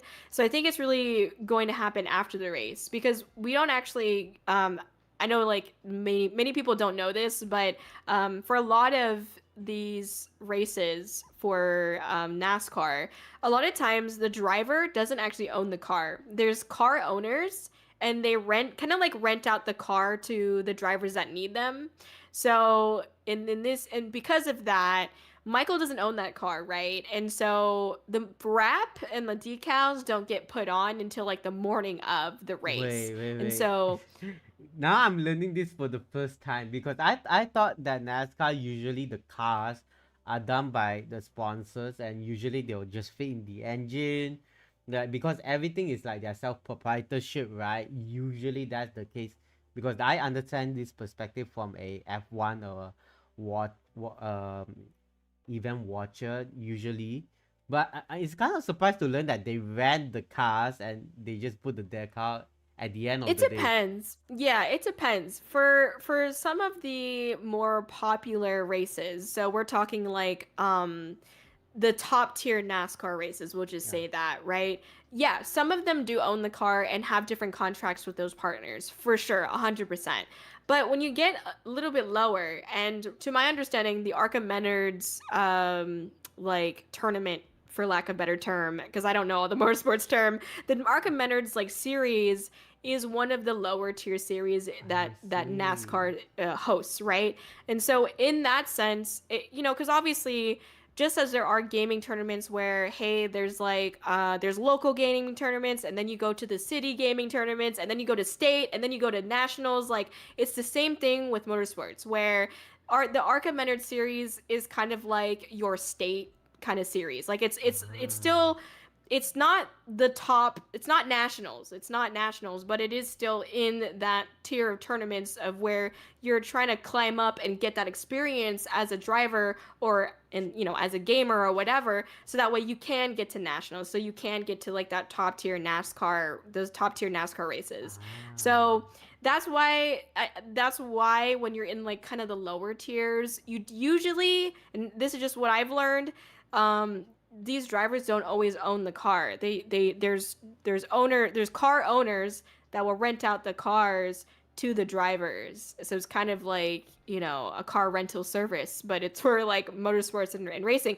But once you find out that, it kind of makes sense, because then you don't have to worry about all the maintenance that it takes for that car. You know what I mean? And so I think that's Ah. why the industry, at least at that tier, has kind of broken it up, because of the way that like that those races work as well. Like, you have to pay to get into the race, obviously, and then you have to see if you can even like qualify for it as well. Like, you kind of have to get invited to be in that race, and so if unless like that's why you don't own the car, because you never know if you're going to be able to qualify for it. But when you are in like the top tier NASCAR series, you might own the car, because like you're going to get into the race, like, you know what I mean? So it's Yeah, just like a you little can bit tune your different. own car and everything, right? Because like every Yeah, driver has their own needs. So in the end, right. just to learn that the drivers just rent the car, like I mean the whole team rent the car, Mm, it's kind of surprised, because usually they have to, because each driver has their own tuning, and you right. rent the car, supposedly you can't tune the car, I guess. I'm not so sure about that aspect, because in the end, it's a race, and everyone has their own engine specification, I Right. guess. Yeah. So it's kind of surprising to learn that for the first time. Yeah. I learned something new, guys. Heck yeah. Yeah. Right. Okay. So the next one, okay, VTubing is often seen as a digital first medium. What are the biggest challenges when you are bringing VTubers and IRL space together, whether it's the baseball event, the track event, or even the concerts? The biggest Yeah. challenge. Yeah. That's great. I think so. For me, the biggest challenge really comes from myself. Like, there's very particular things that I want to make out of these events and stuff, and so I sometimes I make it harder for myself. Um, one of the other thing is just my page. So I am no like Iron Mouse. I don't have 1.3 million people following me on Twitter, right? Yeah. And so there's always this battle between like doing a big event and not having or not feeling like you have the platform to properly promote it. And I'll take the concert as the example here. For me, I knew that I had that issue. That was one of the things that the so-called managers that I was supposed to have that ended up ghosting me kind of said about me was like, well, you don't really have the platform to like, get people talking about this concert. Nobody's going to know that it exists. And you know, spite hit me, and I was like, okay, well, how can I do like how can I fight what they said? How can I combat the dumb shit they were saying? And so I was like, okay, then I need to have 80 plus VTubers join me for the opening acts, because on one hand, yes, there's so many positive things I can say that are genuine and I do mean, which is like having so many different VTubers from different backgrounds, giving them a space to shine, and just allowing people to be a part of a concert, an IRL event that they would have not been able to have otherwise. There's a lot of people. It was their dream to do something like that. That was like a once in a lifetime experience, and I'm so honored and blessed that I was able to give that experience to them. So there's a positive side of it that I do agree with and I feel for, but there's the other side of it, and just being honest, it's how can I get people to post about it? Well, I have all these people join this event, and I require them to post about the event. And that means, at the very least, I will have 80 plus people post about my concert, whether I like it or not. And so I combated what the managers were saying about me not having a platform by simply including more people. And obviously, it is positive. Don't get me wrong. I'm not trying to make it seem like I'm using them or manipulating them, okay? Because I'm not, okay? guys, don't take it out of context, guys. Don't take it out of Yeah, context. right. But it was something that was both positive and also was able to help me prove them wrong, which was something that was really important for me to do. I wanted to prove all the people that didn't believe in me, and most importantly, I wanted to prove myself wrong, that I could do this, that I could put on this event. So the other challenge that I had was accessibility, and this was something that I wanted. And again, I'm getting in my own way here, but it's not a Kōri event unless I really put myself into it, And so accessibility was something that was really important to me. And what that meant was, obviously my whole spiel is that I'm the IRL VTuber that's connecting IRL events and VTubing. But what that means in one word is accessibility, is making VTubers more accessible for the IRL space, right? And so accessibility was a huge thing for this concert. And what I did to implement that was obviously, one, have all these VTubers be able to perform in the opening acts and things like, right? And then two, I was trying to make it more accessible for the fans by having it be a completely free event. Like, no one paid a cent for the concert, okay? I took money out of my own pocket to make sure that this event could be free and accessible. And I also had it streamed on Twitch, so that way if you couldn't make it in person, don't worry, it is streamed on Twitch, you can watch it there, And so for me, like, that was the biggest aspect of it, and also a challenge, And again, what all I was trying to do was go against the grain, go against what the industry was doing, because a lot of times, like when I go to conventions, I don't know if you've experienced this at like any mangaki or anything like that, but there's VTubers who they're a part of like Idol or V4 Mirai or Brave Group or whatever, Yeah. and they have a panel at a convention. But you have to pay for the convention badge to get into the convention, and then you have to pay for the panel. And so there's two paywalls. Yeah. And then sometimes, like when I went to Level Up Expo, that was in Las Vegas, it was right before the concert a couple weeks ago, their Iron Mouse was there doing a meet and greet. But what nobody told you was that it's only for an hour. And it actually was less than an hour because it was like they had technical difficulties, and it was a raffle. And in order for you to enter in the raffle, you kind of had to like pay for stuff at this booth because the booth was the one that was running the meet and greet. And so again, Ah. it's like these three tiers of like, hey, stop, hey, stop. You're just like barricading your VTubers by like putting paywall after barrier. Like, and I find that very like frustrating, you know? And so again, I was like, let's make it accessible for people. Let's make it free because I'm so sick and tired of seeing like the industry like block and Trying block to and earn block. money, right? It's Yeah, all for the profit. exactly. I mean, like I Yeah. experienced that in Malaysia as well. Like, Mm-hmm. okay, I'll give you one good example. When Kaesong came to Malaysia for the first time, I think it Mm-hmm. was last year. It was no, it was it last no 2 years ago. Tickets charge for a meet and greet with her is almost let's see 150. It's close to 175 USD. So in Malaysia, just to let you know, the average salary per person per graduate, you're learning this for the first time, is only 400. No, 450 USD. The average monthly What? salary. That's how bad I don't mind saying this out because I say this every time. I say that Mm, Malaysia economy is getting that bad that the money wages is like 450 USD. So for mm. you who just graduated from university and who is also a big fan of K-Son, you're spending almost like Your 35%. entire, yeah, Yeah. And we haven't crazy. even include the events ticket as well, which costs about Right, another like what 25 USD. So right. And then getting there, like you might have to like travel there and stuff yeah, too. and even Yeah, stay because like in Malaysia, like even though the event is closed, we rather stay at the event venue rather than just going right, home. Because it's like yeah, we don't want to get into traffic jams or yeah, traffic right. jam in Malaysia is like a bitch. I'll be honest, it's Yeah, a bitch. I Yeah. figure. That's for So sure. No, so that's why we yeah. stay at the venues at the same time. So adding up the costs, you're almost gonna spend half of your monthly wages on a big convention, 3 days big Yeah. convention. Yeah.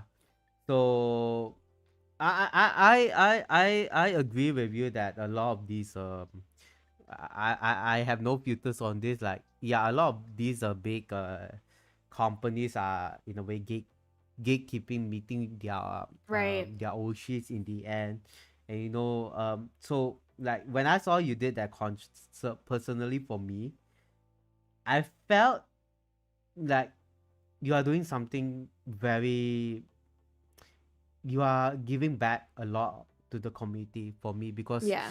I also hosted like I can share one more thing is that I also hosted a VTuber concert back in 2021. Yeah, it's only just Mm, 6 months after I debuted.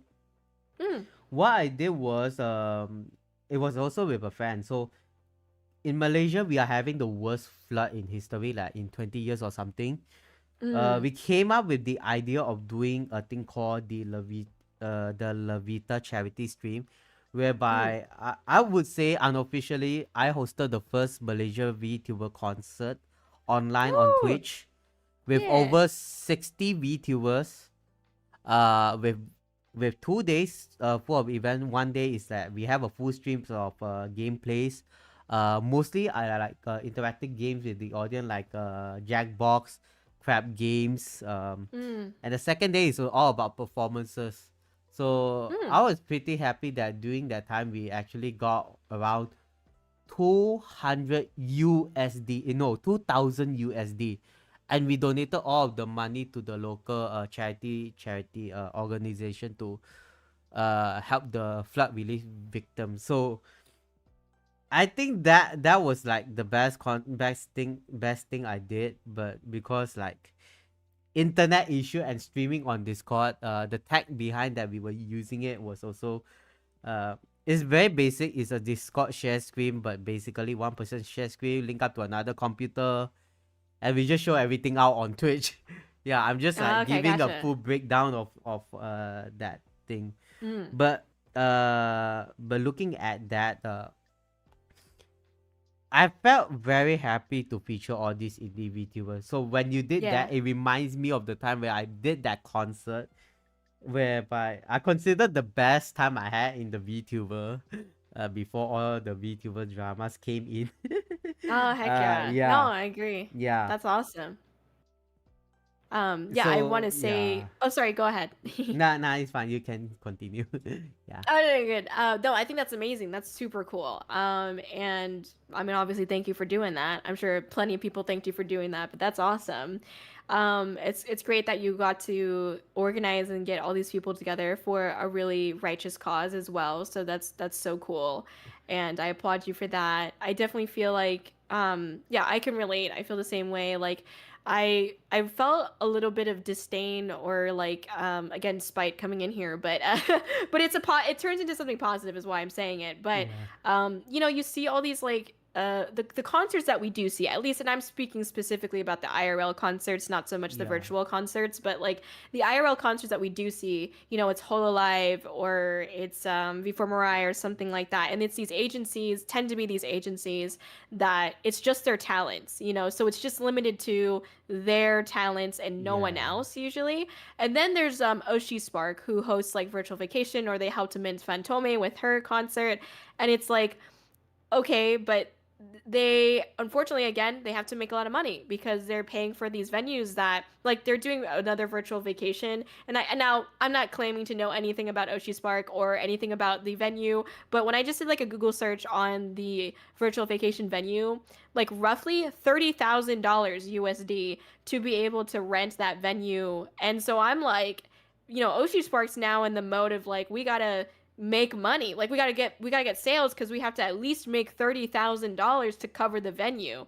And so I definitely feel like while I understand and I don't like I respect the fact that Oshi Spark or you know the agencies they need to make money and get badge sales and have big people to be able to make those badge sales. It really sucks because it only lets those big people participate, like Yes. people with like huge platforms and stuff. And it's like, but there's so that only makes up maybe 1% of the VTubing community. 99% of the VTubing community are people like us, where we're smaller, we don't have an agency behind us, but we have just as much passion and heart. And I feel like it Yeah. really sucks. It really, really sucks to see that those are the people that continue to get the platform over and over and over again. And I'm like, It's a well, repetitive situation whereby we are seeing the same person over again. And yeah, you I know what? know. For the longer term, right, it's actually a very bad thing, you know.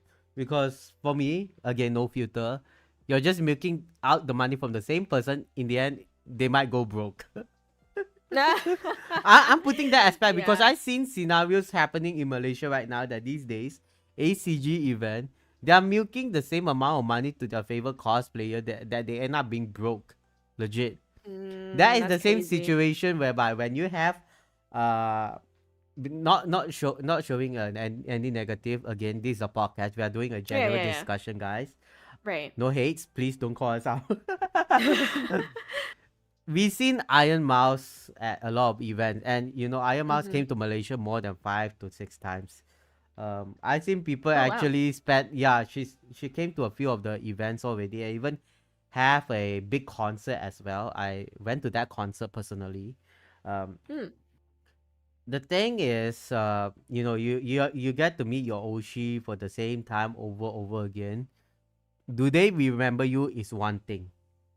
Mm, You have to yeah. remember, when you interact with your Oshi, it means that you want to build a relation with them. But you have to remember that bigger VTubers, they interact with too many people, they might not even remember you. Yet there Yeah. are some content creators like Kōri out there, and maybe myself. I do tend to remember every person in my chat. And if you come and meet me IRL, I would say like, wow, wow, is that you? Wow, like I will actually treat them a meal. Anyone who Right. actually came to me IRL and asked me, "Are you Taka?" I'm like, I'm this person. Like okay.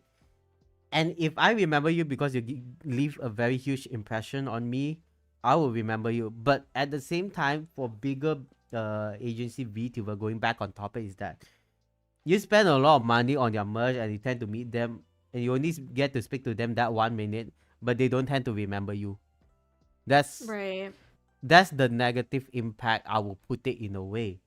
So will you be willing to spend money on a VTuber who is willing to remember your name, or someone who just you just like because they are big? That's all. I'll put it That's in that fair. aspect. Yeah.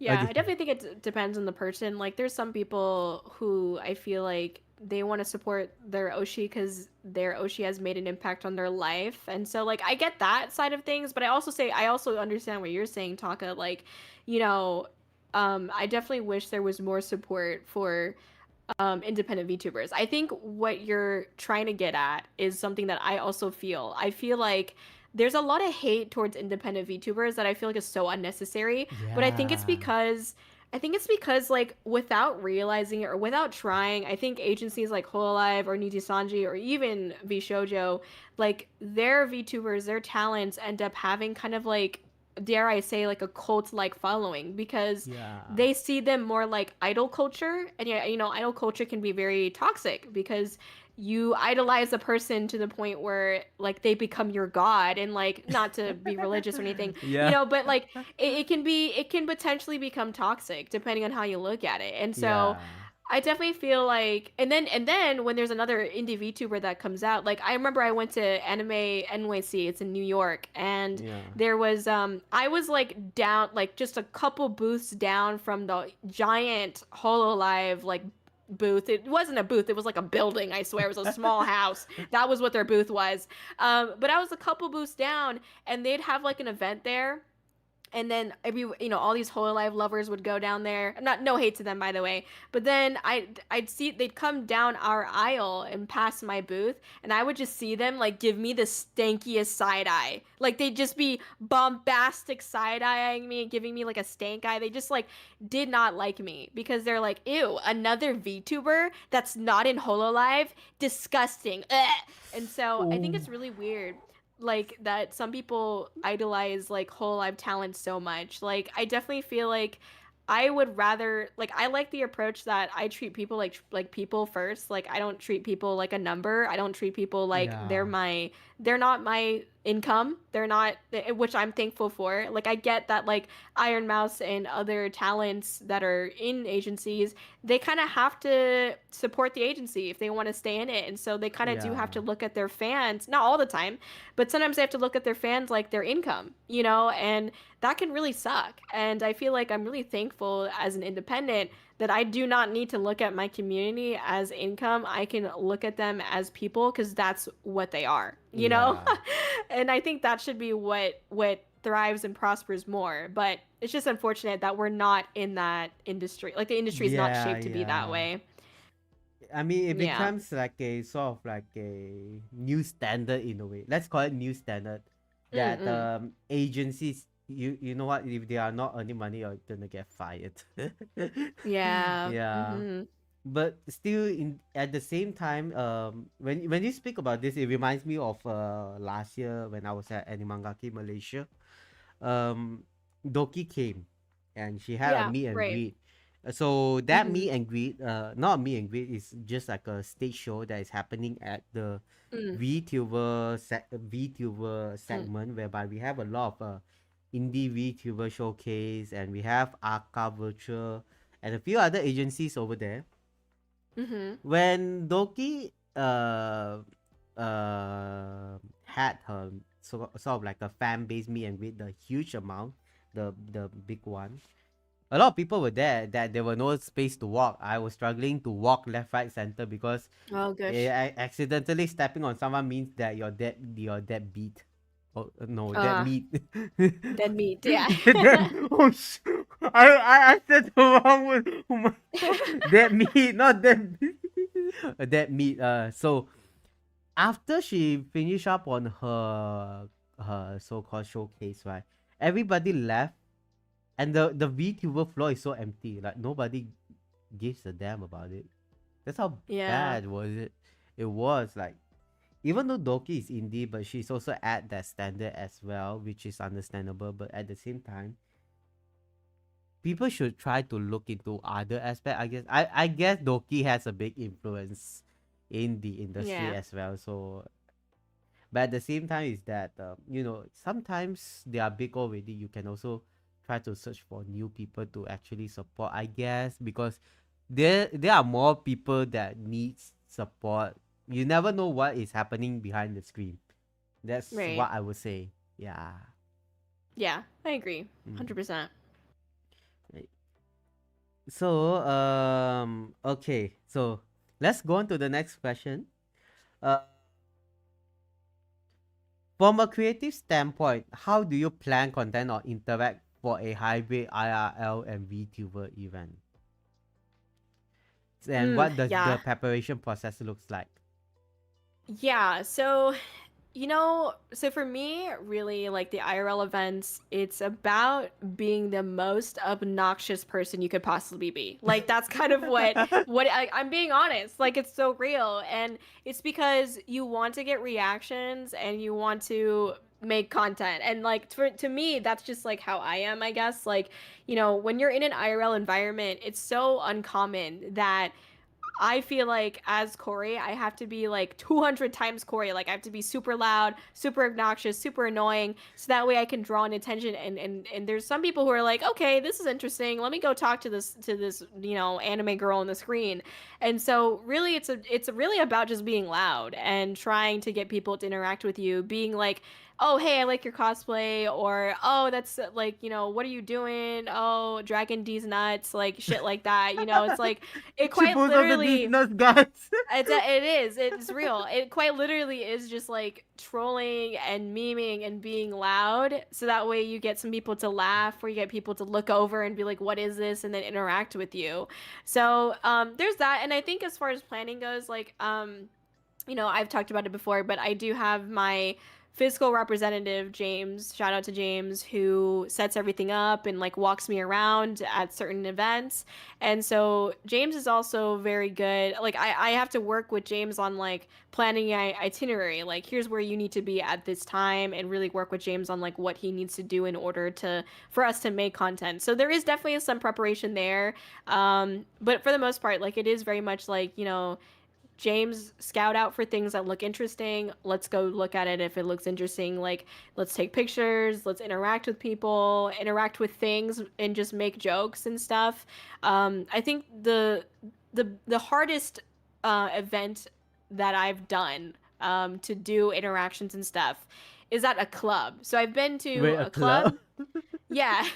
A So I've club? been Wait, to wait, wait, wait, wait. A club? I can't imagine a VTuber at a club. Like, maybe it's because I'm at the Malaysia scene. Clubs is getting a bit out of hand sometimes. And, mm, sometimes police even raid. Yeah, police raid the clubs. oh. Yeah, you can imagine it's a bit of a yellow line between the proper club and the non-proper club. It's the yellow line. But I can't Okay. imagine that in a Malaysia scenario. Yeah, okay, so the first club that I went to was in San Francisco, California, and I was on a mobile rig, and I talked to some people, but it's so hard to hear, because it's so loud. And so that's probably like the most difficult one I did was at a club, because it's so hard, like the audio and the just hearing them, the microphone, like it's just terrible because it's so loud and just discombobulated. But what I did to kind of combat that was literally just like yell and scream and pretend like I could hear what was going on in the club. I couldn't hear anything. Like I could not even hear the music. So I just pretended like I was listening to music and I was like dancing to that. And then we went to like up to the bar and like I did a little like dumb bit at the bar and ordered a drink. And so Right. like, it's just stuff like I'm that. trying to imagine the whole scenario right now. I really can't imagine the whole scenario. How? Yeah, I mean, I have a video Does on it anyone if have you a want to video? watch Send it. it to me. I would really love to see. Yeah. I can't imagine that scenario. Oh my It was really god. silly. It was really silly. But then we No. recently went to a rave. We went to a rave like last weekend, I think, or the weekend We're before. rave? Oh my god. Yeah. Yeah. And that was a good time too. And I could hear a little bit more, and there were actually other VTubers there, but they were on like little robots, and for whatever reason, they kind of just stayed in one spot. I don't know why, but I was just like hanging out and having a good time, and it was also hard to hear, so obviously that sucks. But I think it's just like those are hard because of the audio issues. So those are the ones that are like that's a little bit of a challenge to make content out of. But like we just like walked over to where people were sitting and like chatted with them. There was like these guys playing like beer pong, and I was like, hey, can I join? So like it's just dumb shit like that really. But yeah, so those are the worst ones. But for the most part, it's pretty smooth. Just be annoying. Oh my god. I saw your chat say that someone has a video. I would love to see it. Like, trust me, I am so confused. I am. Yeah, I mean, I can send it to you actually. Oh, It's on you my got it? channel. Okay, okay. Yeah. Nice. Okay, so I think this one will be the last part for our IRL collaboration before we move on to the recent concert and stuff. So hosting this IRL collaboration, of course, there's a lot of work. So what have you learned so far? And what will you think the future will be for bringing this VTuber and IRL in your own personal perspective? Yeah, I think for me, what I've learned so far has very much been like against my will, like the tech setup. There is a lot of like obviously technical stuff that it takes to be able to set it up. And people ask me all the time like, "Kōri, what is your setup?" And like, here's my thing. I literally can't. I don't even think me explaining my setup to people would be helpful because my setup works for me because of the history I have. Like I built my mobile rigs. I built them. And so like I don't really know how to explain like, even if I told you what I did, you need to figure it out yourself because you need to figure out what's going to work for you and your experience because I have experience at conventions already when I was in cosplay, like there are some things that are a little bit more accessible to me than others, you know what I mean? So it's a little bit tough. Like I think for me it's tough when I get that question basically, but regardless, I've definitely learned a lot of technical things, and I've learned how to be a better content creator, I would say too, because I've found so much passion in the IRL events. I've learned how to better like curate the content, like make clips out of it, highlight reels, post it. You know what I mean? Like I think I've done a lot more planning for that type of content than I've done with any other content I've done. So like I've definitely learned a lot more of curating my content and using my time effectively to create content. So that's what the IRL events have really taught me. And then I guess like the future of, IRL events and VTubing merging together. I think I have definitely been seeing a lot more people and VTubers going to IRL events for sure. Ever since like in the last like year or so since I've been doing it, I've seen a lot more people do it than before. Yeah. And so for me, I think it's just hopefully for me personally, I would hope to continue to be the pioneer in that space. Because I do feel like I know, and this isn't even to like gloat or whatever, but I do feel like I do have a lot of confidence in that I am a pioneer in this space, in the IRL event space, because of the things that I've done. No one has as much experience as I have had, especially doing it by myself. And so I think that I want to continue doing that, and that also means like where else can I go? Where else can I push that boundary of where VTubing goes? So definitely, I have some projects in the back of my mind that I'd like to pursue. There's definitely some more things that I want to do.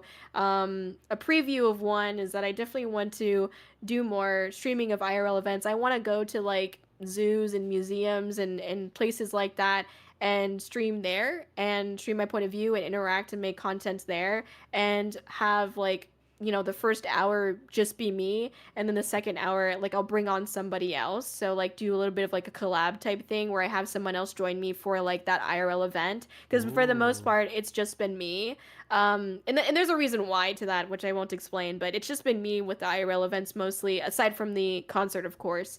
But yeah, I'm like open to doing that and stuff, and basically just trying to spread that a little bit more and continue to be a pioneer in that space is what I'd like to do personally. So yeah.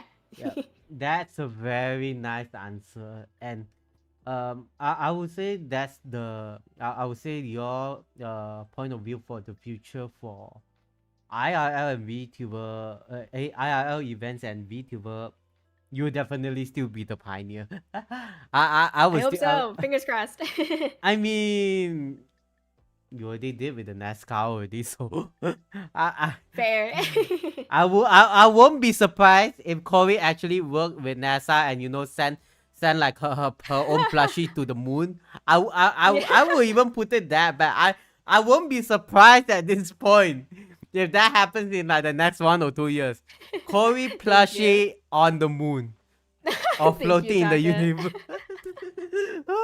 That's so funny. Thank you. NASA, remember to sponsor her. Thank you. Yeah, Not Elon exactly, Musk. exactly. Oh, sorry. I take back the last statement. Right. Right. Let's move on to the recent Vegas concert. Okay. Mm. You got 80 VTubers, and it's free to the Mhm. public. As we mentioned before.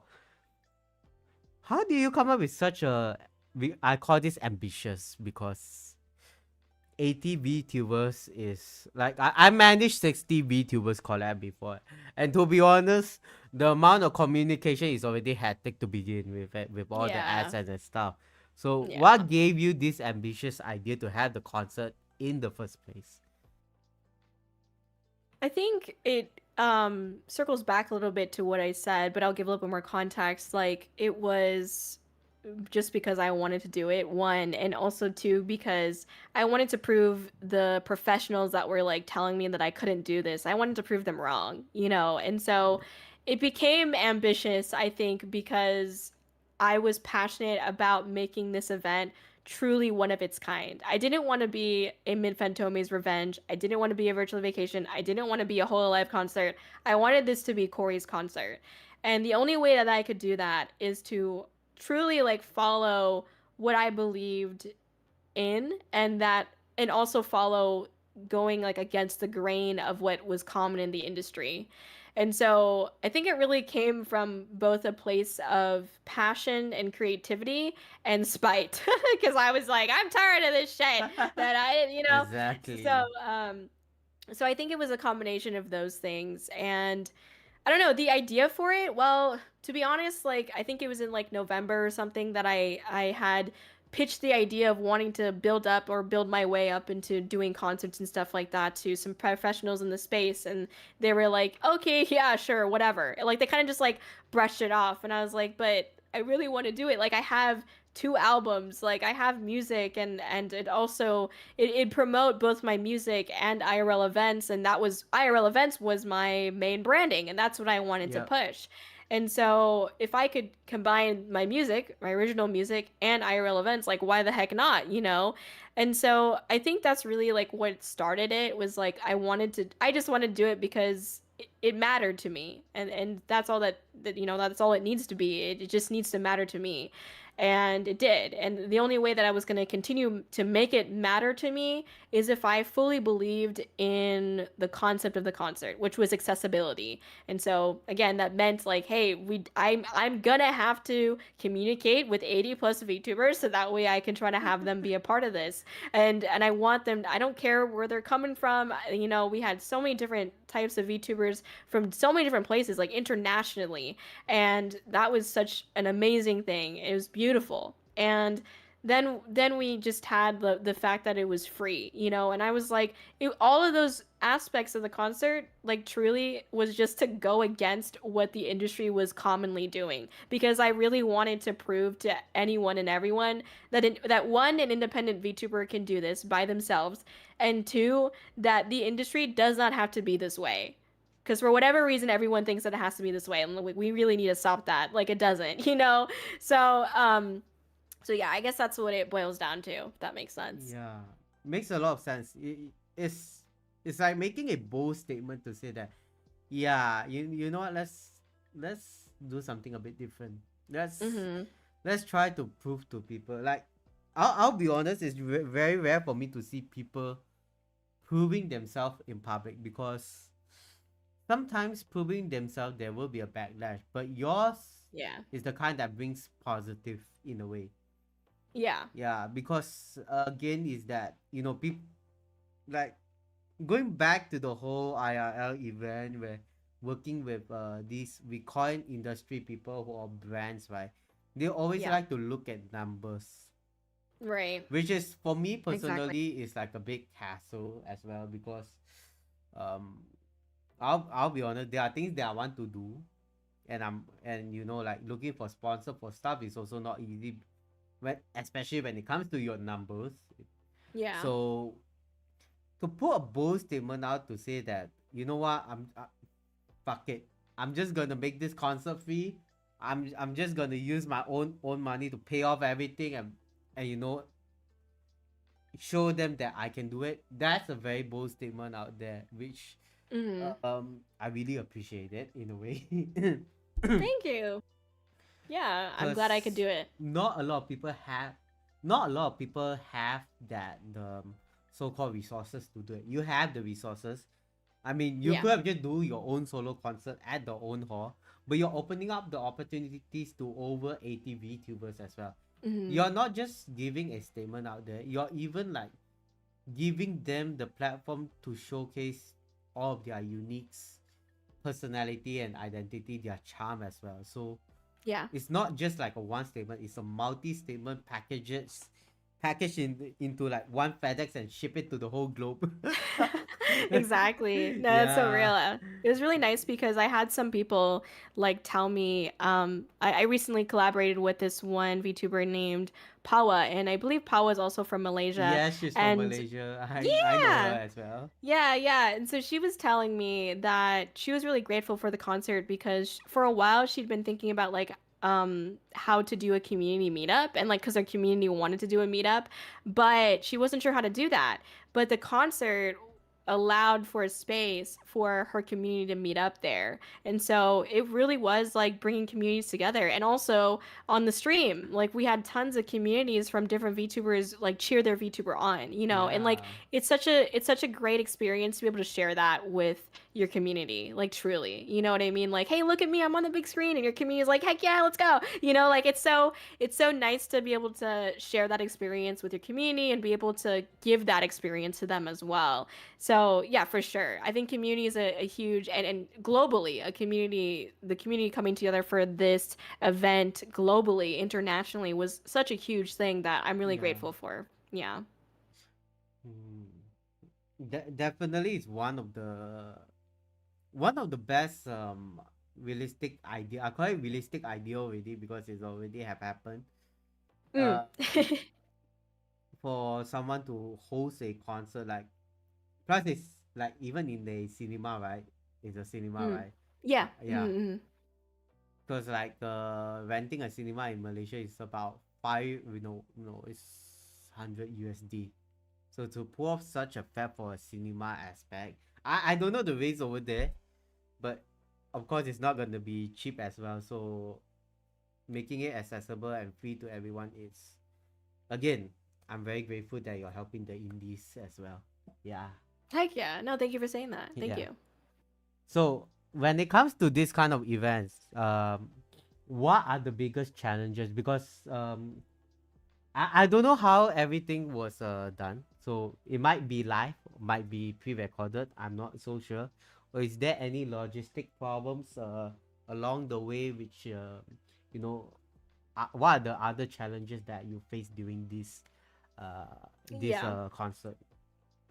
Yeah, so the group collab songs, which featured probably like 75 or eight, oh, sorry, no, it's 80. It was the 80, and then there's like the 10 people for the other opening acts. But it was the 80 VTubers that were in the group opening acts. So those songs I selected, it was Die with a Smile, and I Really Want to Stay at Your House, and Weight of the World. And so I selected those songs, and I actually did a really in-depth explanation of how I set this up. So I won't like go that deep into it right Yeah. now, but basically I had to plan everything, right? I had to plan who's going to do what. And so I had to coordinate 80 VTubers, and then after that, I had to mix and master all of their vocals as well. And that was a huge challenge. So I was doing that That all on you my own. single-handedly mix and master for 80 VTubers.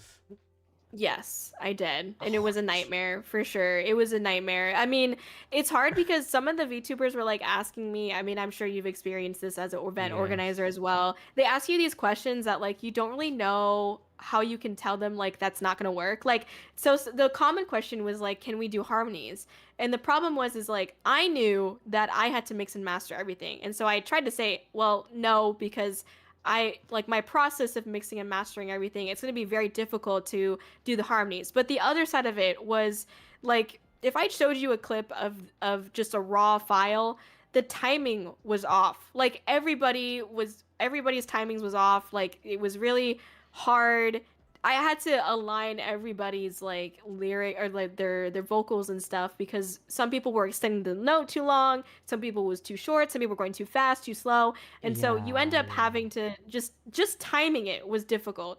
And obviously like doing harmonies on a vocal track that you cannot hear is also really hard. Like how do you do Unless harmonies? you know what you're doing in the end. I Yeah, mean, exactly. I And there was experienced like 20 of VTubers mixing, but you single-handedly mixing like 80 of them sounds. How long did it took you to do that? it took me a while. Yeah, Like it how many definitely took me a months? while. Well, I only had 2 months to really prepare. It was okay. So I got the contract signed with Galaxy Theaters, which is the cinema.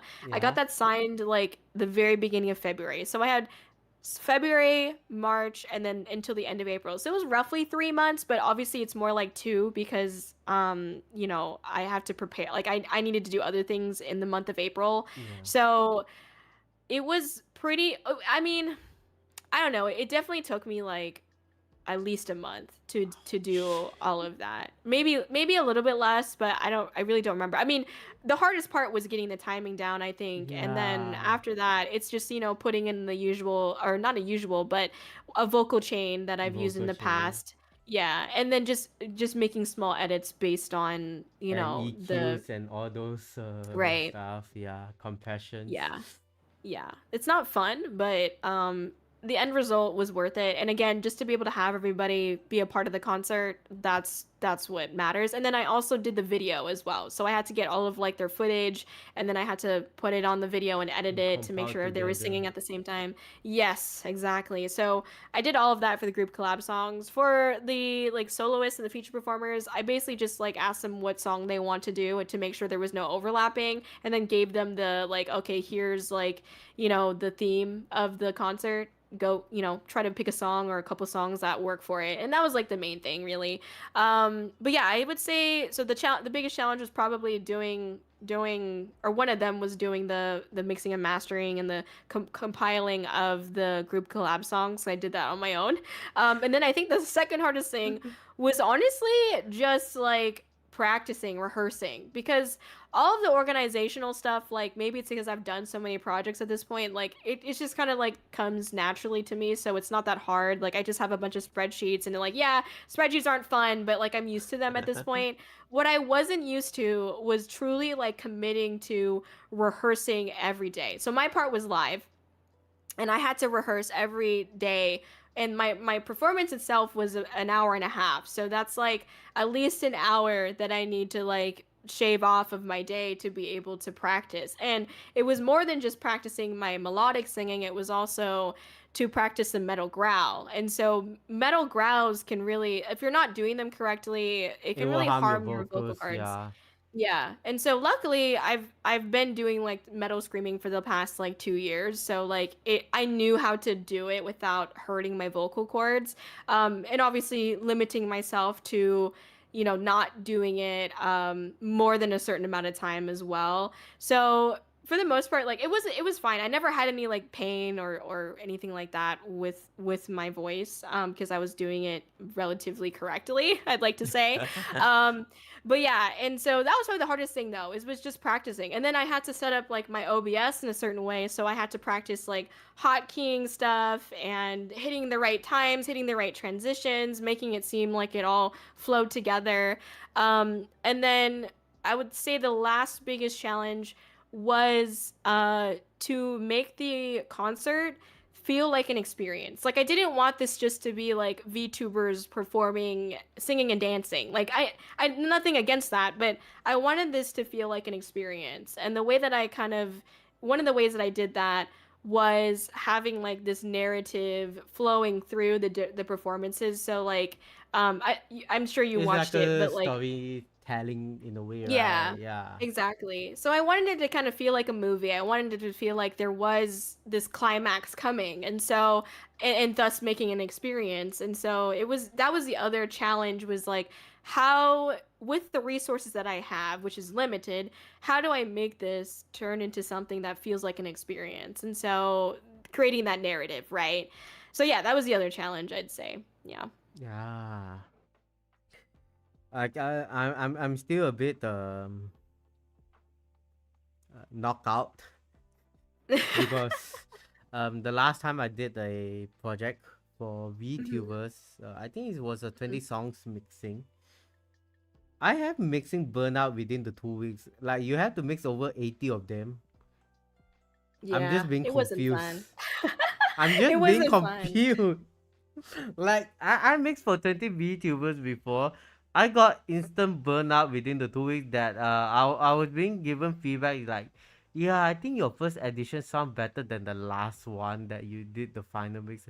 Like sometimes I'm also a bit concerned like how like I'm thinking like how are you actually I can't even bring the words out of my mouth right now. Hearing that you mix for 80 VTubers. What? Yeah, it wasn't fun. I mean, like, to be fair, so I'm I've been told that my work ethic is just different as well. Like, and this isn't to gloat again, but it truly is like I've lived my entire life like limit testing my body and my mind to try to do the most that I could possibly do. So I think that's just a me thing as well. Like, and that's not to gloat again. It's just literally like I I feel like I work the best when I'm stressed. So, like, I definitely like I didn't face burnout as well because I was balancing my like mental health as much as I could, Mm. and also like for me, so I also work a day job, like I have my 9 to 5, and so I get to like do that when I feel a bit burnt out from VTubing. And then when I feel burnt out from my career and my 9 to 5, then I go and do VTubing. And then when I get burnt out from those things, then like I'll go do something else. But like I have a really good rotation of things that I can work on or do that allow me to not feel burnt out on a certain project. And I so, see. and I think part of it too is that you were working on one song and I was working on three. And so for me, like if I got tired of listening to one song or like my ears just like were shook out of place, then I would go work on another one. And so like like I had that luxury of kind of like jumping between these different songs to like stay Ah. kind of on track to be able to finish it in time. Yeah.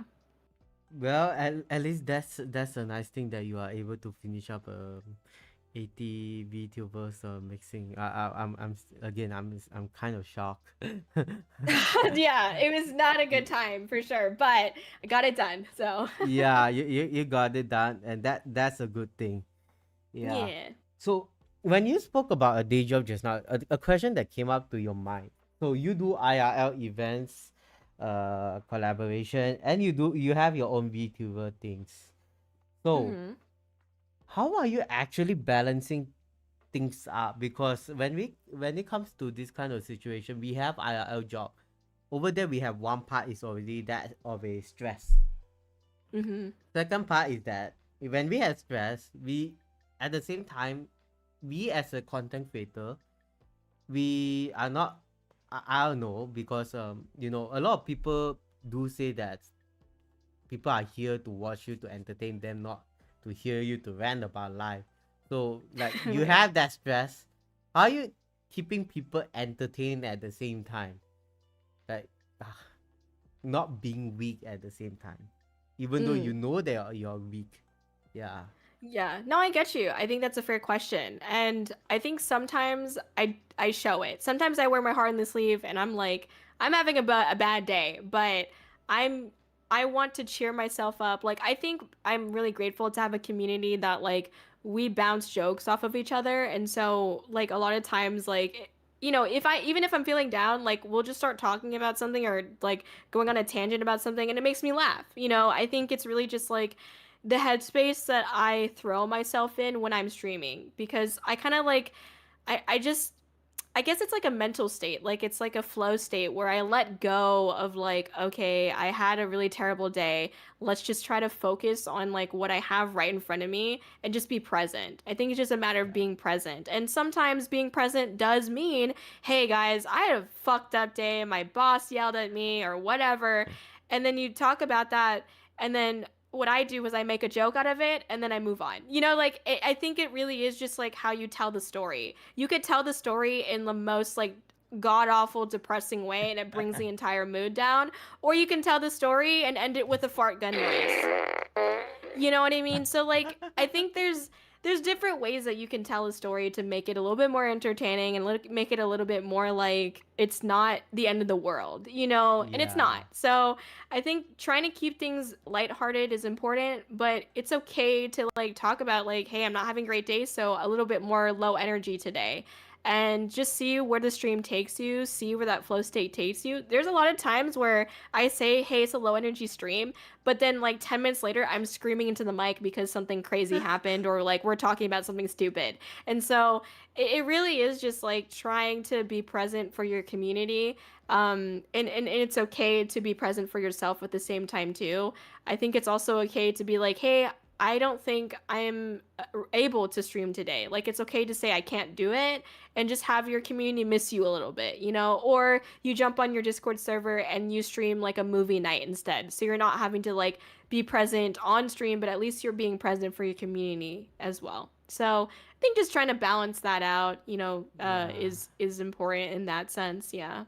Definitely, that's so true. Like for me is because back then I'll just put a bit of sharing over here is that people tend to have dramas. Okay, so back Mm-hmm. then there were times that sharing a bit about your stress became a drama. Like people just say you're a negative person. Like Mm. that was the most disappointing thing that for me to hear. So Mm-hmm. I put myself in the space whereby I should not share my problems in public, I would say, even though I'm having a very stressed out situation, because in the Mm. end, I don't know. It's personally, I'm just afraid of people taking my words and turning against me at some point, Right. calling me a toxic person, which I'm not. I'm just like, Right. everybody has a bad day, but sometimes the internet can turn things out of context.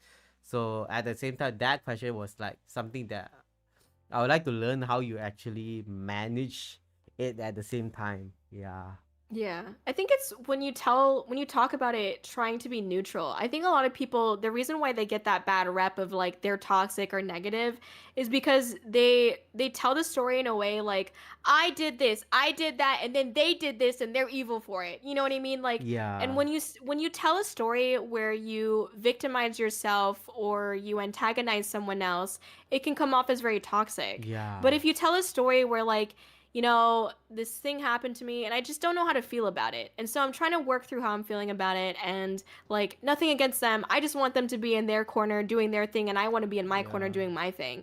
But like when you frame a story up that way, it's a lot calmer and you can take it the audience can take it at like face value like yeah, you're not trying to victimize or say like I'm always honest. Like I've told stories about like the things that the drama that I've experienced with other VTubers, and a lot of times I'll say like I did this wrong, and I realize that now. But that's where you need to take ownership of like maybe I shouldn't have done that, and maybe that's why that caused that. But then it becomes you're telling a story of reflection, and you're not telling a story of evil and toxicity. You're yeah, trying to tell a story of reflection instead, and I think that in that sense can come off as a lot more neutral. But a lot of people don't know how to tell stories in that way. A lot of people don't understand yeah, the power of their language, of their words, and then they just say dumb shit like as if they were talking to their best friend, and then they get targeted or they get yeah, into drama for it, because they're telling the story in a very poor way. Yeah. yeah. That is pretty understandable. So, guys, wording is important. Yeah, it is. Yeah. But at It the is. same It time, we is. are also dealing with another situation whereby people will say you're purposely using the situation to guilt trip, and that I also Right. heard a lot as well. So it comes out in the Mhm. end like even showing a bit of negativity, toxic city on the internet, it feels like a bad thing. But at the same time, you have nowhere to go. So, but Yeah. at the same time, you're right also about the storytelling because words is as the saying goes, word is also tends to be a very sharp sword or Yeah. katana. Right.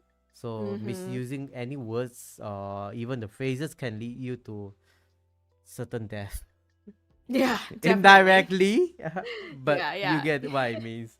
Mhm. Yeah. Okay. Let's move on to the next one. Okay.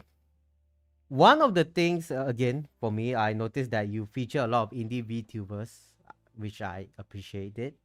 Yeah. After the concert, do you see any changes to them, or maybe like their growth, their exposure, or anything about them personally? Um, yeah, I mean, I did hear that a couple people were able to get new opportunities because of their participation in the concert. So I did hear that like some opportunities did come their way thanks to it. Not everyone because like I don't have everybody in my DMs directly, but a couple people I did hear that they had some opportunities come their way because of it.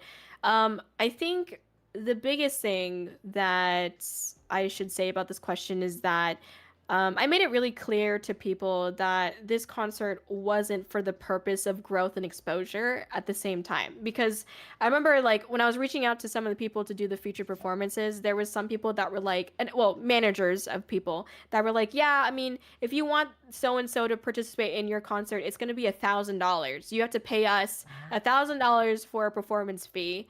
And then someone else said $200, and I had to tell them, and I was like, listen. I am going in the red for this. Like, I'm paying out of my own pocket as an independent to do this concert. And all it is a cool event for you to be able to perform on a movie screen that doesn't happen often. It's a unique and fun experience. That is what this event is. If you don't want to participate in it because of the money thing, I totally understand. If you're still interested, let me know. And one of them did say, "Hey, I'm still interested." So, despite them initially being like, "It's gonna be $1,000," and so I think really for me, I did make it clear to people that like this is just supposed to be a fun and unique interactive experience. It's not meant for people to grow and get exposure for. It wasn't even meant for to be that for me. But I know that for a fact, like, I'm really thankful, but I definitely saw, personally, I can attest to myself, like, I saw a lot of growth and exposure happen for myself. I was featured in VTuber News Drop and in Yeah. Acapella Media, another VTuber magazine, which I'm really thankful for. And obviously, I've had a lot of people from the concert, like, a lot of people who went to the concert, it was their first time really seeing and interacting with Corey. And a lot of people, from what I heard, stuck with it and they enjoyed it and they had a great time. And I couldn't ask for anything more than that. Like, truly, I did this concept for myself, first and foremost, and also for the community. Because truly, like, I was just happy to see people enjoying themselves, genuinely being themselves, shining the way that they wanted to shine at the concert, dance and have fun. Like, that's what I wanted to, that's the best thing I could have asked for. And then obviously, I also saw even people, the VTubers that joined us, like, I remember, bless their heart, one of these people, one of the VTubers, they sent me, like, or they posted a video of, like, it's just like a black screen, but it's their voice, and they're saying, like, they're crying. They're like, "Thank you so much, Corey, for letting this happen. This is a dream come true." And, like, they're in happy tears, and, like, no number could ever amount to that. No growth, no exposure, none of that shit could amount to how much that impacted me. How Yeah. much seeing everybody have a good time impacted me. So I made it really clear, like, this wasn't for growth or exposure. This was literally just for a good time and for myself.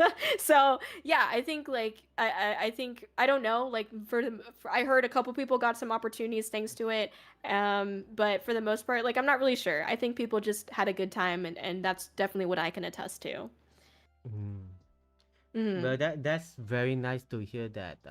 You know, I mean, for them to being on a screen, not on a screen Mm-hmm. or in a cinema, it's Yeah. already something big to them. Like, not everyone has the opportunity to actually, even do like a IRL meet and greet to begin with. Yeah. So Right. that's definitely something that really, personally, I think looking at that aspect, it really changed them a lot.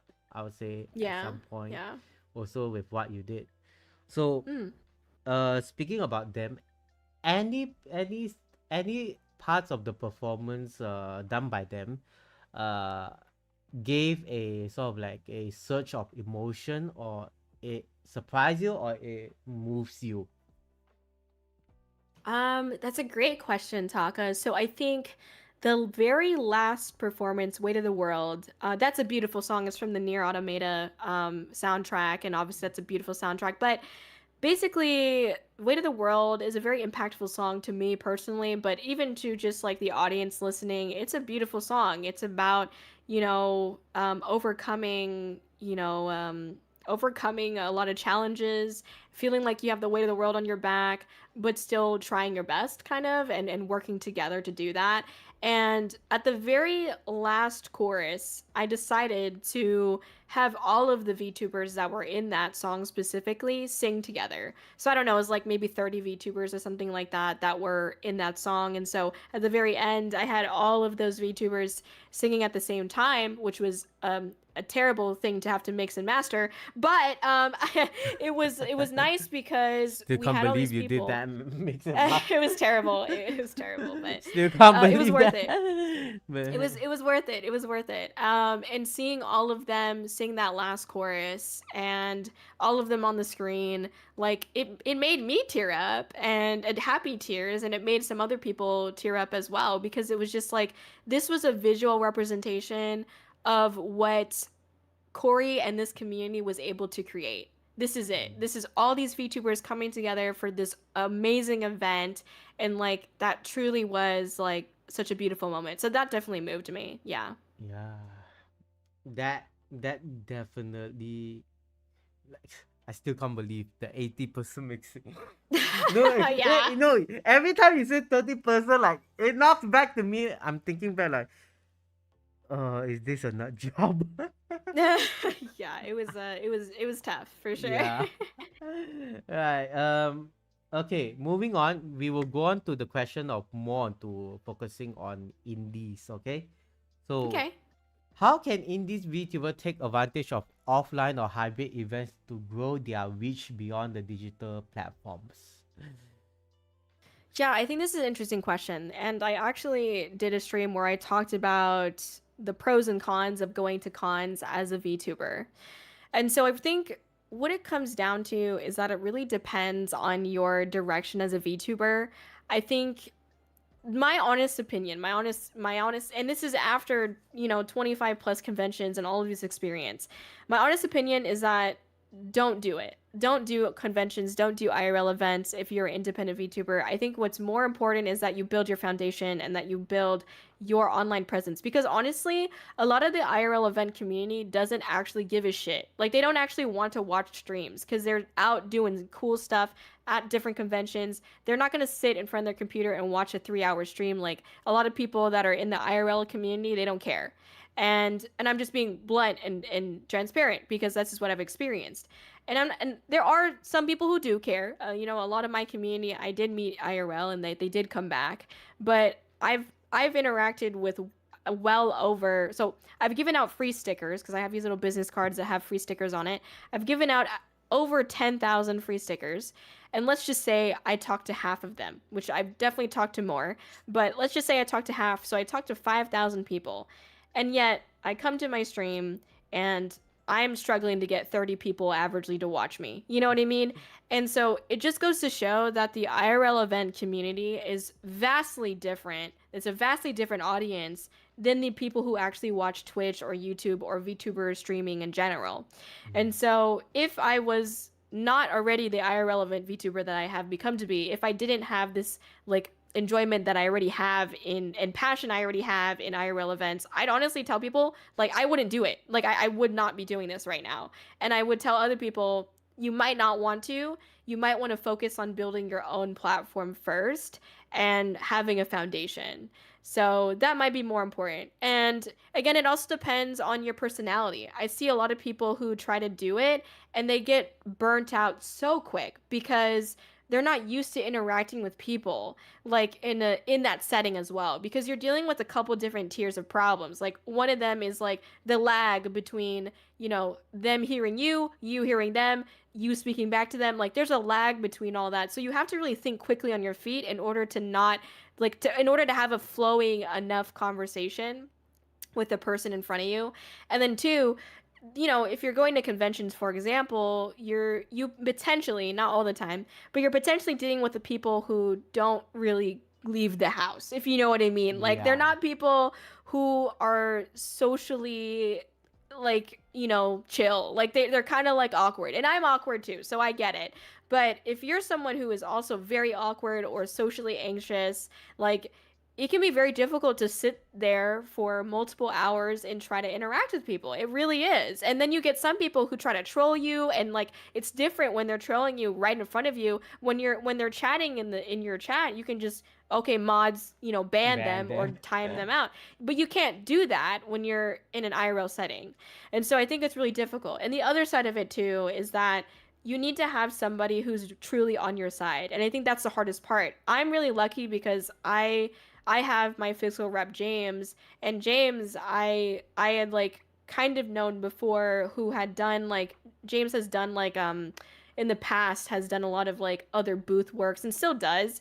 And that's how I kind of like came across James, was like through a friend of a friend of a friend who I used to go to conventions with, and they told me about James, and I was like, well, maybe I can try to utilize this connection, sort of, right? And so James, I have had too many hundreds of meetings with James to make sure that we're on the same page. James knows what the pitch is. James knows what the projects that are going on is.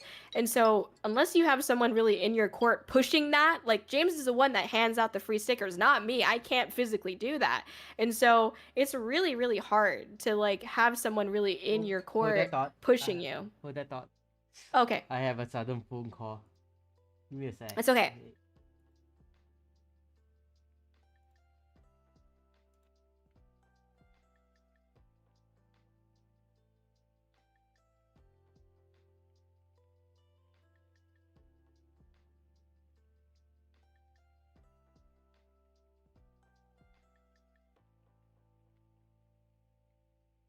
Hey, oh, sorry.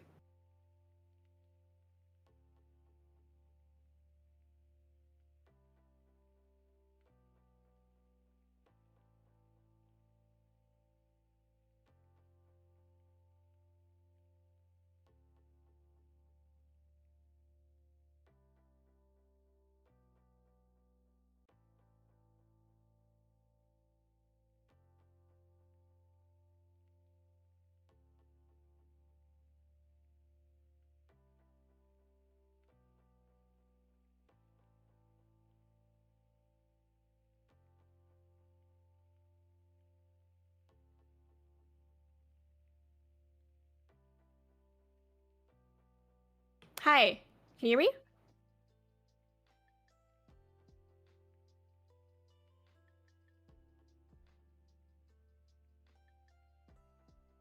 All good.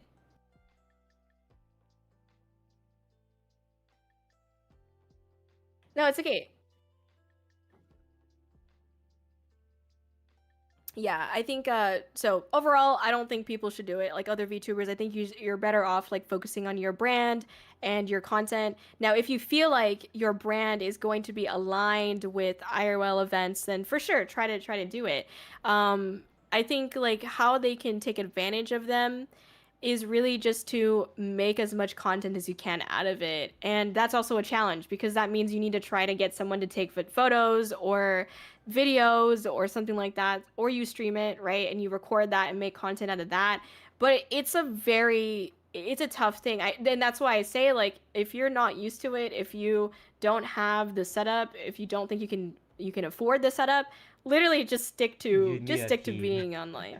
Yeah, you do kind of need like some, at least you need to know people, right? And like Yeah, I can't really like help you know people. Like that's up to you. And yeah. then it's also up to like however you want to engage with it. Like your content's going to be different from mine. So, but yeah, so that's my TLDR answer. Yeah. Yeah. Okay. So with that being said, you don't encourage them to go to events, right? Not they can't, but it's you do not encourage them because there's a lot of things they have to take into consideration, right? Yeah, I just feel like if you don't have like a platform already, it's just not really Mm. worth your time. I guess that's what I mean. Like, I think once you have a platform and once you feel solid, then yeah, start branching out. But like, if you already feel unsteady on your feet with and uncomfortable with your streams, or you don't have a platform or like a foundation already set, it's really hard, because there's so many tiers to that problem or to that outlet. So that's my recommendation. I think like once you have your foundation and you feel solid in that, then 100%. I think like you can try to do that. I mean, I see currently right now a lot of people they work with these groups who do like the little mobile robots that move. But I have my thoughts on that, of course, and I've talked about it in depth before. But you can try doing that. Those are paid time slots, and you don't have to like pay for a bunch of stuff. But if you want to make content out of it, it's really hard because they don't necessarily like they'll maybe take a couple photos for you, but like you making more content out of it might be a little bit difficult because you're only going to have those few photos, maybe a video or two. Mm, So yeah, I think it's very difficult, but if you have a foundation, I think it's possible. I see. So, with Yeah. that being said, what kind of growth or visibility advice will you encourage them, especially on either streaming or making contents, to give them more of a to get new audience or maybe get more exposure in the way? Any advice on that? I mean, obviously, the first thing that comes to mind is consistency, right? Like, you just have to be consistent about what your branding is, who you are, how you interact with your stream, how your content comes across. Like, there needs to be that branding cohesiveness. So, branding is a big aspect to that, and then consistency. Your audience needs to know when you're streaming. Like, I've been streaming Tuesday, Wednesday, Thursday, Saturdays for the past 2 years, and now people know that I stream on those days. You know what I mean? So it's Exactly. definitely like, yeah, you have to like be consistent with like what when you're doing things, what you're doing, and have that cohesiveness across your platforms. So if you're going to be posting about IRL events like I do, like you need to post on your Twitter, you need to post on your Instagram, you need to post it on Blue Sky, you need to post it on YouTube, you need to post it on Twitch. Like all of the platforms you need to be posting on about what you do. So that way Yeah. if someone happens to find your Instagram but doesn't find your main account, which is Twitter, they'll still go to your Instagram and see what you do and see what you're about. But it's not going to be like an empty void, right? So Yes. having that consistency is really important, and brand cohesiveness. I think the other thing that's really, really important is that the only person that, and I'll say it again, the only person that should ever have control over your happiness is you. is you, no one else, okay? It's really important that no manager, no agency, no group, your not even your audience should be like heavily affecting your happiness. I'm not saying that they can't affect it a little bit, but I just think that you, at the end of the day, you need to be excited about what you do. You need to be happy about what you do. You need You to need be to in be control, energized. I would say. Yeah, exactly. You need to be in control. You need to be happy about it. And you, first and foremost, if you're not happy about the things that you're doing, then that's going to be really hard. It's not sustainable. It's hard to be consistent when you're not happy, you know? And so the other side of it is the mental headspace that you need to be in order to be a content creator, Yeah. and to feel more encouraged because you feel like you're doing something that excites you. For me, like, a word of advice, I guess, is like, I sometimes look at my content as like, hey, this is like things that I can look back on in a couple years and be like, oh, I did that. You know, like, I want to be proud. In 5 years, I don't want to cringe at my content hardcore. Like, a little bit, sure. But like, I want to look back on my content and be like, I'm happy that I put this out there. And I think we should all strive to be that way. That, like, in 5 years, would I be happy to put this out? You know? And I would hope the answer is yes, right? Because you're the one that sticks with you until the end of Yeah. days. You're going to be there for you, not your audience, not a manager, not your agency. On your deathbed, it's you and you only. You know what I mean? So Exactly. that's guaranteed. But I think the last thing I'll say is that, and I said this at the concert, I really encourage people to shine the way that you want to shine. And what I mean by that is be yourself. And that sounds so basic, bitch, I know. But what I mean by that is you need to shine your brightness, your color, however you want to be. Do that. Be that. Because you never know when there's someone watching you and they're dimming their light out of fear or for whatever reason, and they see you being bright and they're like, man, I want to do that. You never know who you're going to inspire, is basically what I'm saying. You never know who's going to see your content and see you shining so brightly and be inspired to shine just as bright or just shine in their way. And so my biggest thing is just be yourself and try to be happy. And that can be feel like the hardest thing is ever to do, but I think once you can try to get that mental state down, it's a lot easier to find that consistency and sustainability and brand cohesiveness because you're happy and you're putting out things that you are passionate about, and people will see that is the thing, right? People will see Yeah. that and people will be inspired by it. So that's the advice I'd give. In the end, remember to do the things that you guys love. Okay? Yeah. Or not, Mm-hmm. you're not gonna. I mean, this one is also relatable to how long can a VTuber last, you know? Like, Right. let's talk a bit about. I'm not talk a bit about, but I'm just gonna touch the surface on recent graduates, VTuber. Um, Mm-hmm. I'll be honest. There's a lot of people posts out there saying that, I've been doing this, felt that no one supported me or anything. I'll be honest, don't make VTuber as your career, guys. A lot of people has been asking to like make VTuber as a career, like what Kōri said, and I'm also gonna say the same thing. Don't make it out of a career. Please sustain Yeah. your job. I mean, please have a proper career and proper income to sustain yourself before you start Yeah. VTubing. It's Yeah. not something for that you should. You know what? I'm just gonna pay like a few thousand USD dollar just to get a model law video debut and call it a day. No, no, no, no, no. That's not how you should treat content creation, guys. But Yeah. you need to remember to like enjoy yourself. That is also my advice as well. Yeah, but I Yeah. think the point that you're getting at is that if you rely on VTubing as your career, as your income, it's hard to enjoy yourself because you're seeing it as a job and income instead of as a hobby or something fun and something that you Yeah, enjoy. yeah. Yeah. Mhm. That's I agree with that 100%.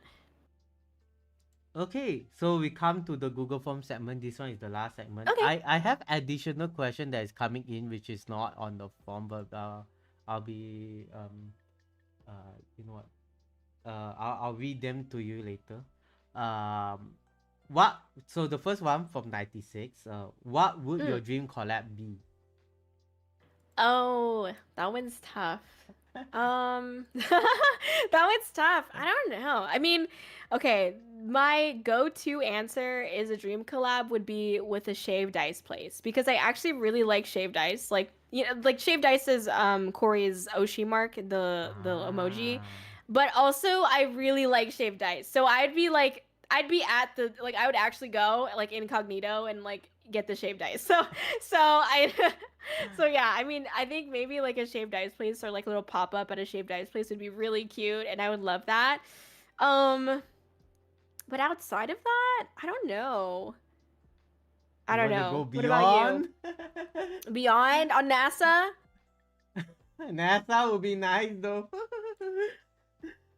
So true. I mean, you already done it with a car. I can't think of anything better than NASCAR already at this point. I'm just looking at the possibility of any kinds of collab, Mhm. unless maybe a music instrument collab. I guess I don't know because I know Yeah. Hololive does one with Yamaha, Oh, yeah, that's true, huh? the Yeah. Yamaha organ. Yeah, I think you should aim for the moon.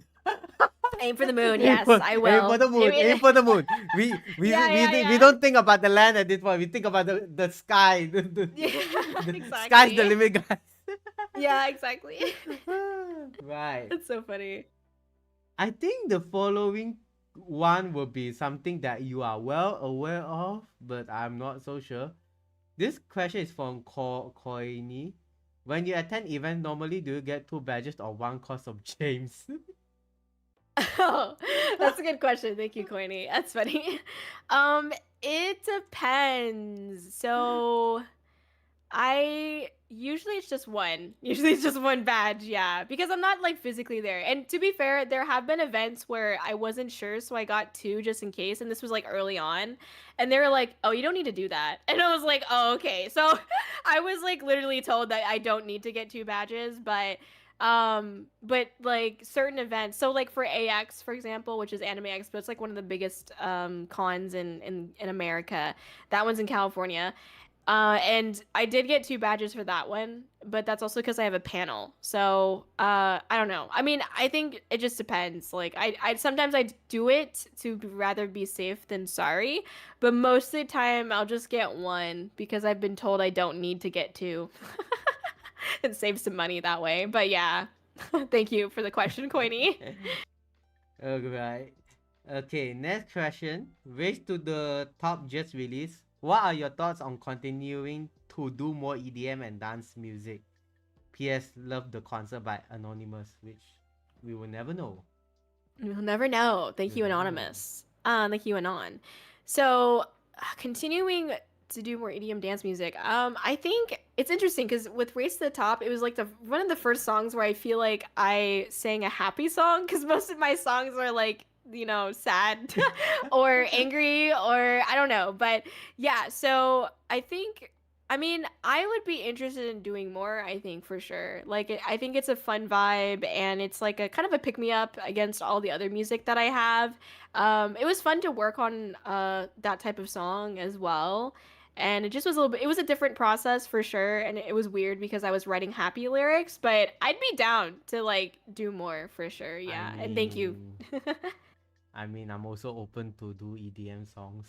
Oh yeah, I know. I was checking out your DJ sets as well. I mean, So I've been lack of ideas lately. Like, I was supposed to have an album, but I decided to scrap that idea.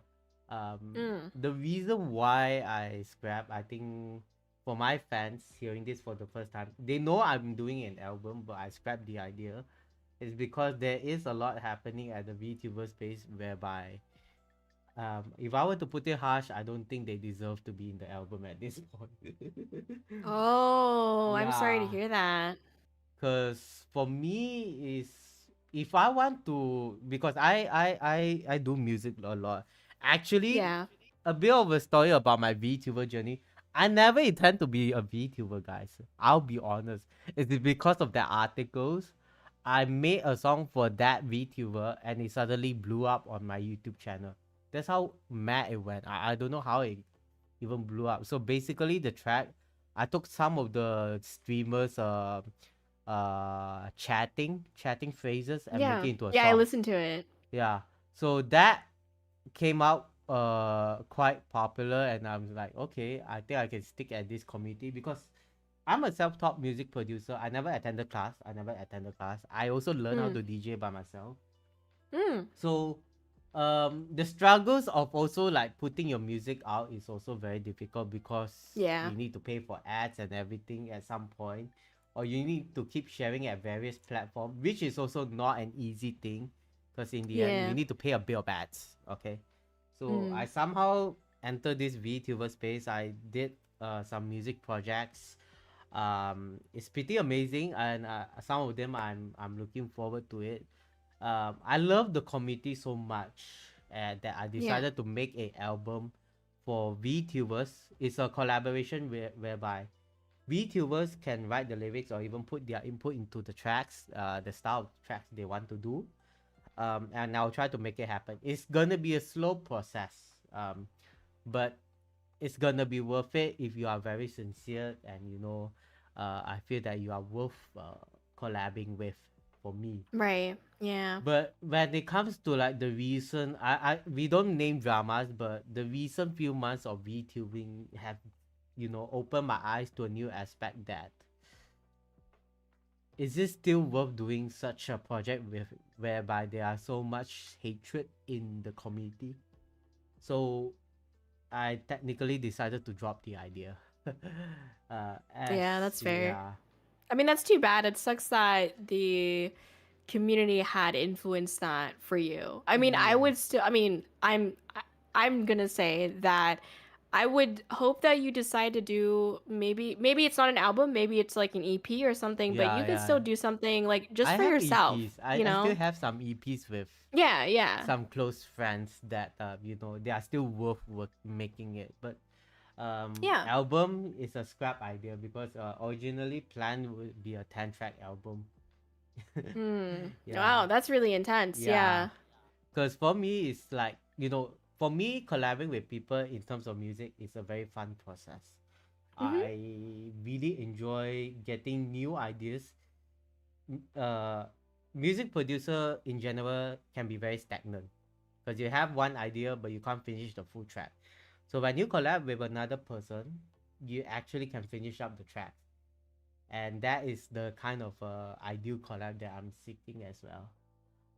Oh, But okay. yeah, that's tentatively a bit of music sharing process, I guess. Mhm. Um, we have a question. Corey, I need to DM you this because Okay. I don't know if this is something you can I don't know. I'm not sure you can answer, but uh, I'm just gonna DM you this. Okay.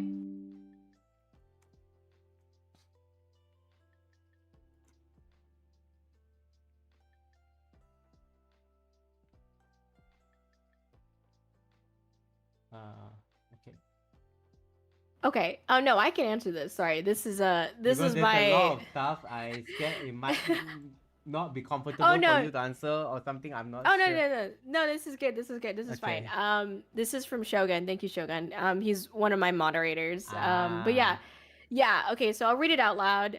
You have spoken numerous times about both your goals for streaming, settling into your new home, and what creative outlets you feel passionate about, and which outlets you don't feel creative or passionate about, and which projects you are putting on the back burner to focus on your core projects and objectives right now, such as putting your music on a hiatus. True. You have also broken multiple world records and made many achievements in the VTubing realm. Has VTubing changed the way you engage in everyday projects and our goals outside of VTubing, or made you adapt to a new way to digest and process new skills or life lessons? If yes, what exactly has changed? Has it changed or improved? If no, why do you think that is? Great question. That's really deep. So for me, it definitely has 100%. I think the way that I handle project management and the way that I stay organized it's had to improve because of VTubing. You know, if I have to juggle like organizing my career in my day job, but also organizing like VTubing projects and whatnot. And it's really thanks to the things that I've learned while organizing and project managing VTubing projects that I've actually been able to implement in my everyday career as well. Because, you know, project management comes like with any type of job almost, you know. And so Yeah. I spreadsheets. That's the best It's visual always example I about the could give you. spreadsheets, guys. It is, unfortunately, curse and a blessing, but definitely like I've learned how to better use them and to visualize things on them, so that's helped a lot. And I think in general, like, I think the weird way it's affected me is like going out and seeing something and I'm like, that'd be cool if Corey could do it, or like how could I create content from this type of thing. Like, I'll just go to a restaurant and I'll see something, or like I'll see they have TVs and I'm like, oh, what if I did a collaboration with this restaurant or something like that, like what would that look like. And so I do think like I have shifted in a way that I don't know is positive or negative, but like I've shifted in a way where like I look at things that from a content or creative point of view, where I'm like, how could I, from what I'm seeing or what I'm experiencing, how could I implement this into Corey or into my content? Taking away different things, and trying to implement it in my own daily, grind with VTubing. So I'd say that's the biggest things, like just my outlook on life, or like the things that I experience in general, is like how do I make that into content almost, which like is again both a curse and a blessing, because like not everything should be content, but yeah, I mean, I'd say that. I don't know if there's anything else that I can think of. I think those are my off the top of the head answer. Thank you, Shogun. Right. We Yeah. have one more. We have two more questions, but the Okay. last one. Okay, we'll go to the second last. Nickname Autumn. I know music writing is not gonna be a big focus in the future right now, but if you were to make a new album, would there be different genres that will you experiment with, and which one? Yeah, that's the question. Thank you, Autumn. No, that's perfect. So for me, I I don't know. I mean, I think if I were to do another album, I would probably have some songs that still match like the rock metal theme, and then probably like how I did with Celestial Curse, I'd probably have like a song that's me rapping because I enjoy doing that. And then I'd probably want to experiment a little bit more with like EDM, I mean, I know that it was a joke, but someone in the chat like was saying like, "Oh, I want to like do have a dark EDM song with like metal growling. Like I can rave to that." And I was like, I "Huh, think I that is either wonder." a hardstyle or a dark tech. No, hard techno will work for you at this point. I already thought of the genre at this point. Hard techno. Oh Yeah. my god. Yeah, so I don't know. I mean, I would be interested in like experimenting with that genre, I think, for me. But I don't know. It's just it is a lot of work, and if I do work on like another album, I think the other thing that I'd be more interested in doing is working with other like producers, cuz like I'm just tired of doing a lot of work for my music. I know that sounds really dumb, but like, it's so much work. And so I'm like, I'd rather work with a producer that's like truly gonna collaborate with me. Because I do like work with an instrumental person that helps me with like producing some of the sounds, but then I take it on and I change things and structure it, and then it becomes my project in that sense. And so I would really like to work with like people that like production, the production side of things, and then the mixing and mastering as well, because I feel like I'm not a pro at all at mixing and mastering. Like, am I good at mixing and mastering my own vocals? Sure, because it's me, but like I think someone could do better basically, because I'm not like a professional at it. So yeah. That's I think that's where I'd be interested in like potentially growing as an artist or as a musician, is like really collaborating with more musicians, I think. Yeah, I Yeah. think that's Mhm. the true fact about music collaboration, because Mhm. in the end it's like one person, you easily get burnt out, because if you talk about melody, but the burden came whereby I'm just sharing a bit more in details. When I write a music, I write the drop Mm. or the chorus part. But when you finish that part, right, the next thing you know, how am I gonna complete these tracks? How about the Right. verse? How about the breaks? How do I even link both of these parts together? That is where the stress start coming in. I've written a Mm. lot of we call it IDs in in EDM term we call ID tracks, but we don't Mm-hmm. have we don't know how to link up all the parts. Mm-hmm. Now that is where the trouble came for like a solo producer. Usually Mm-hmm. that's why you see a lot of music producer collab outside. At least Yeah. it gets the job done. At least the song get released somehow. Right. Yeah. So we have the last one from Ash the Random, which I'm not sure is it your viewer? Yeah, Okay. maybe, probably, yeah. What's your favorite anime or series in general? Which I guess it was answered, but since the question is about anime, so um animes. Even the Yeah, I older one will mean, works. yeah, I mean, I don't know. I think outside of Bobo Bobo Bobo Bobo and Mononoke, I would choose Asobi Asobase or maybe Panty and Stocking with Garter Belt.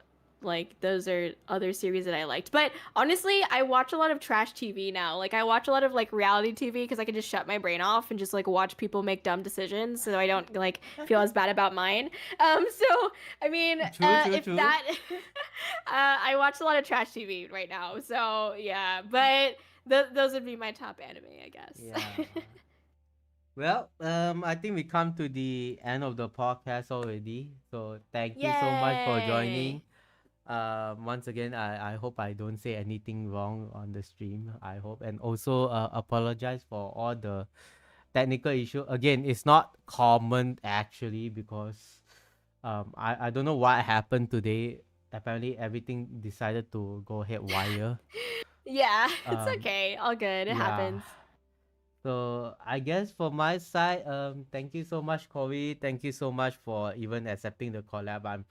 I didn't expect that you would accept the collab. Of course. Thank you for inviting me. I Yeah, appreciate it. Thank and you.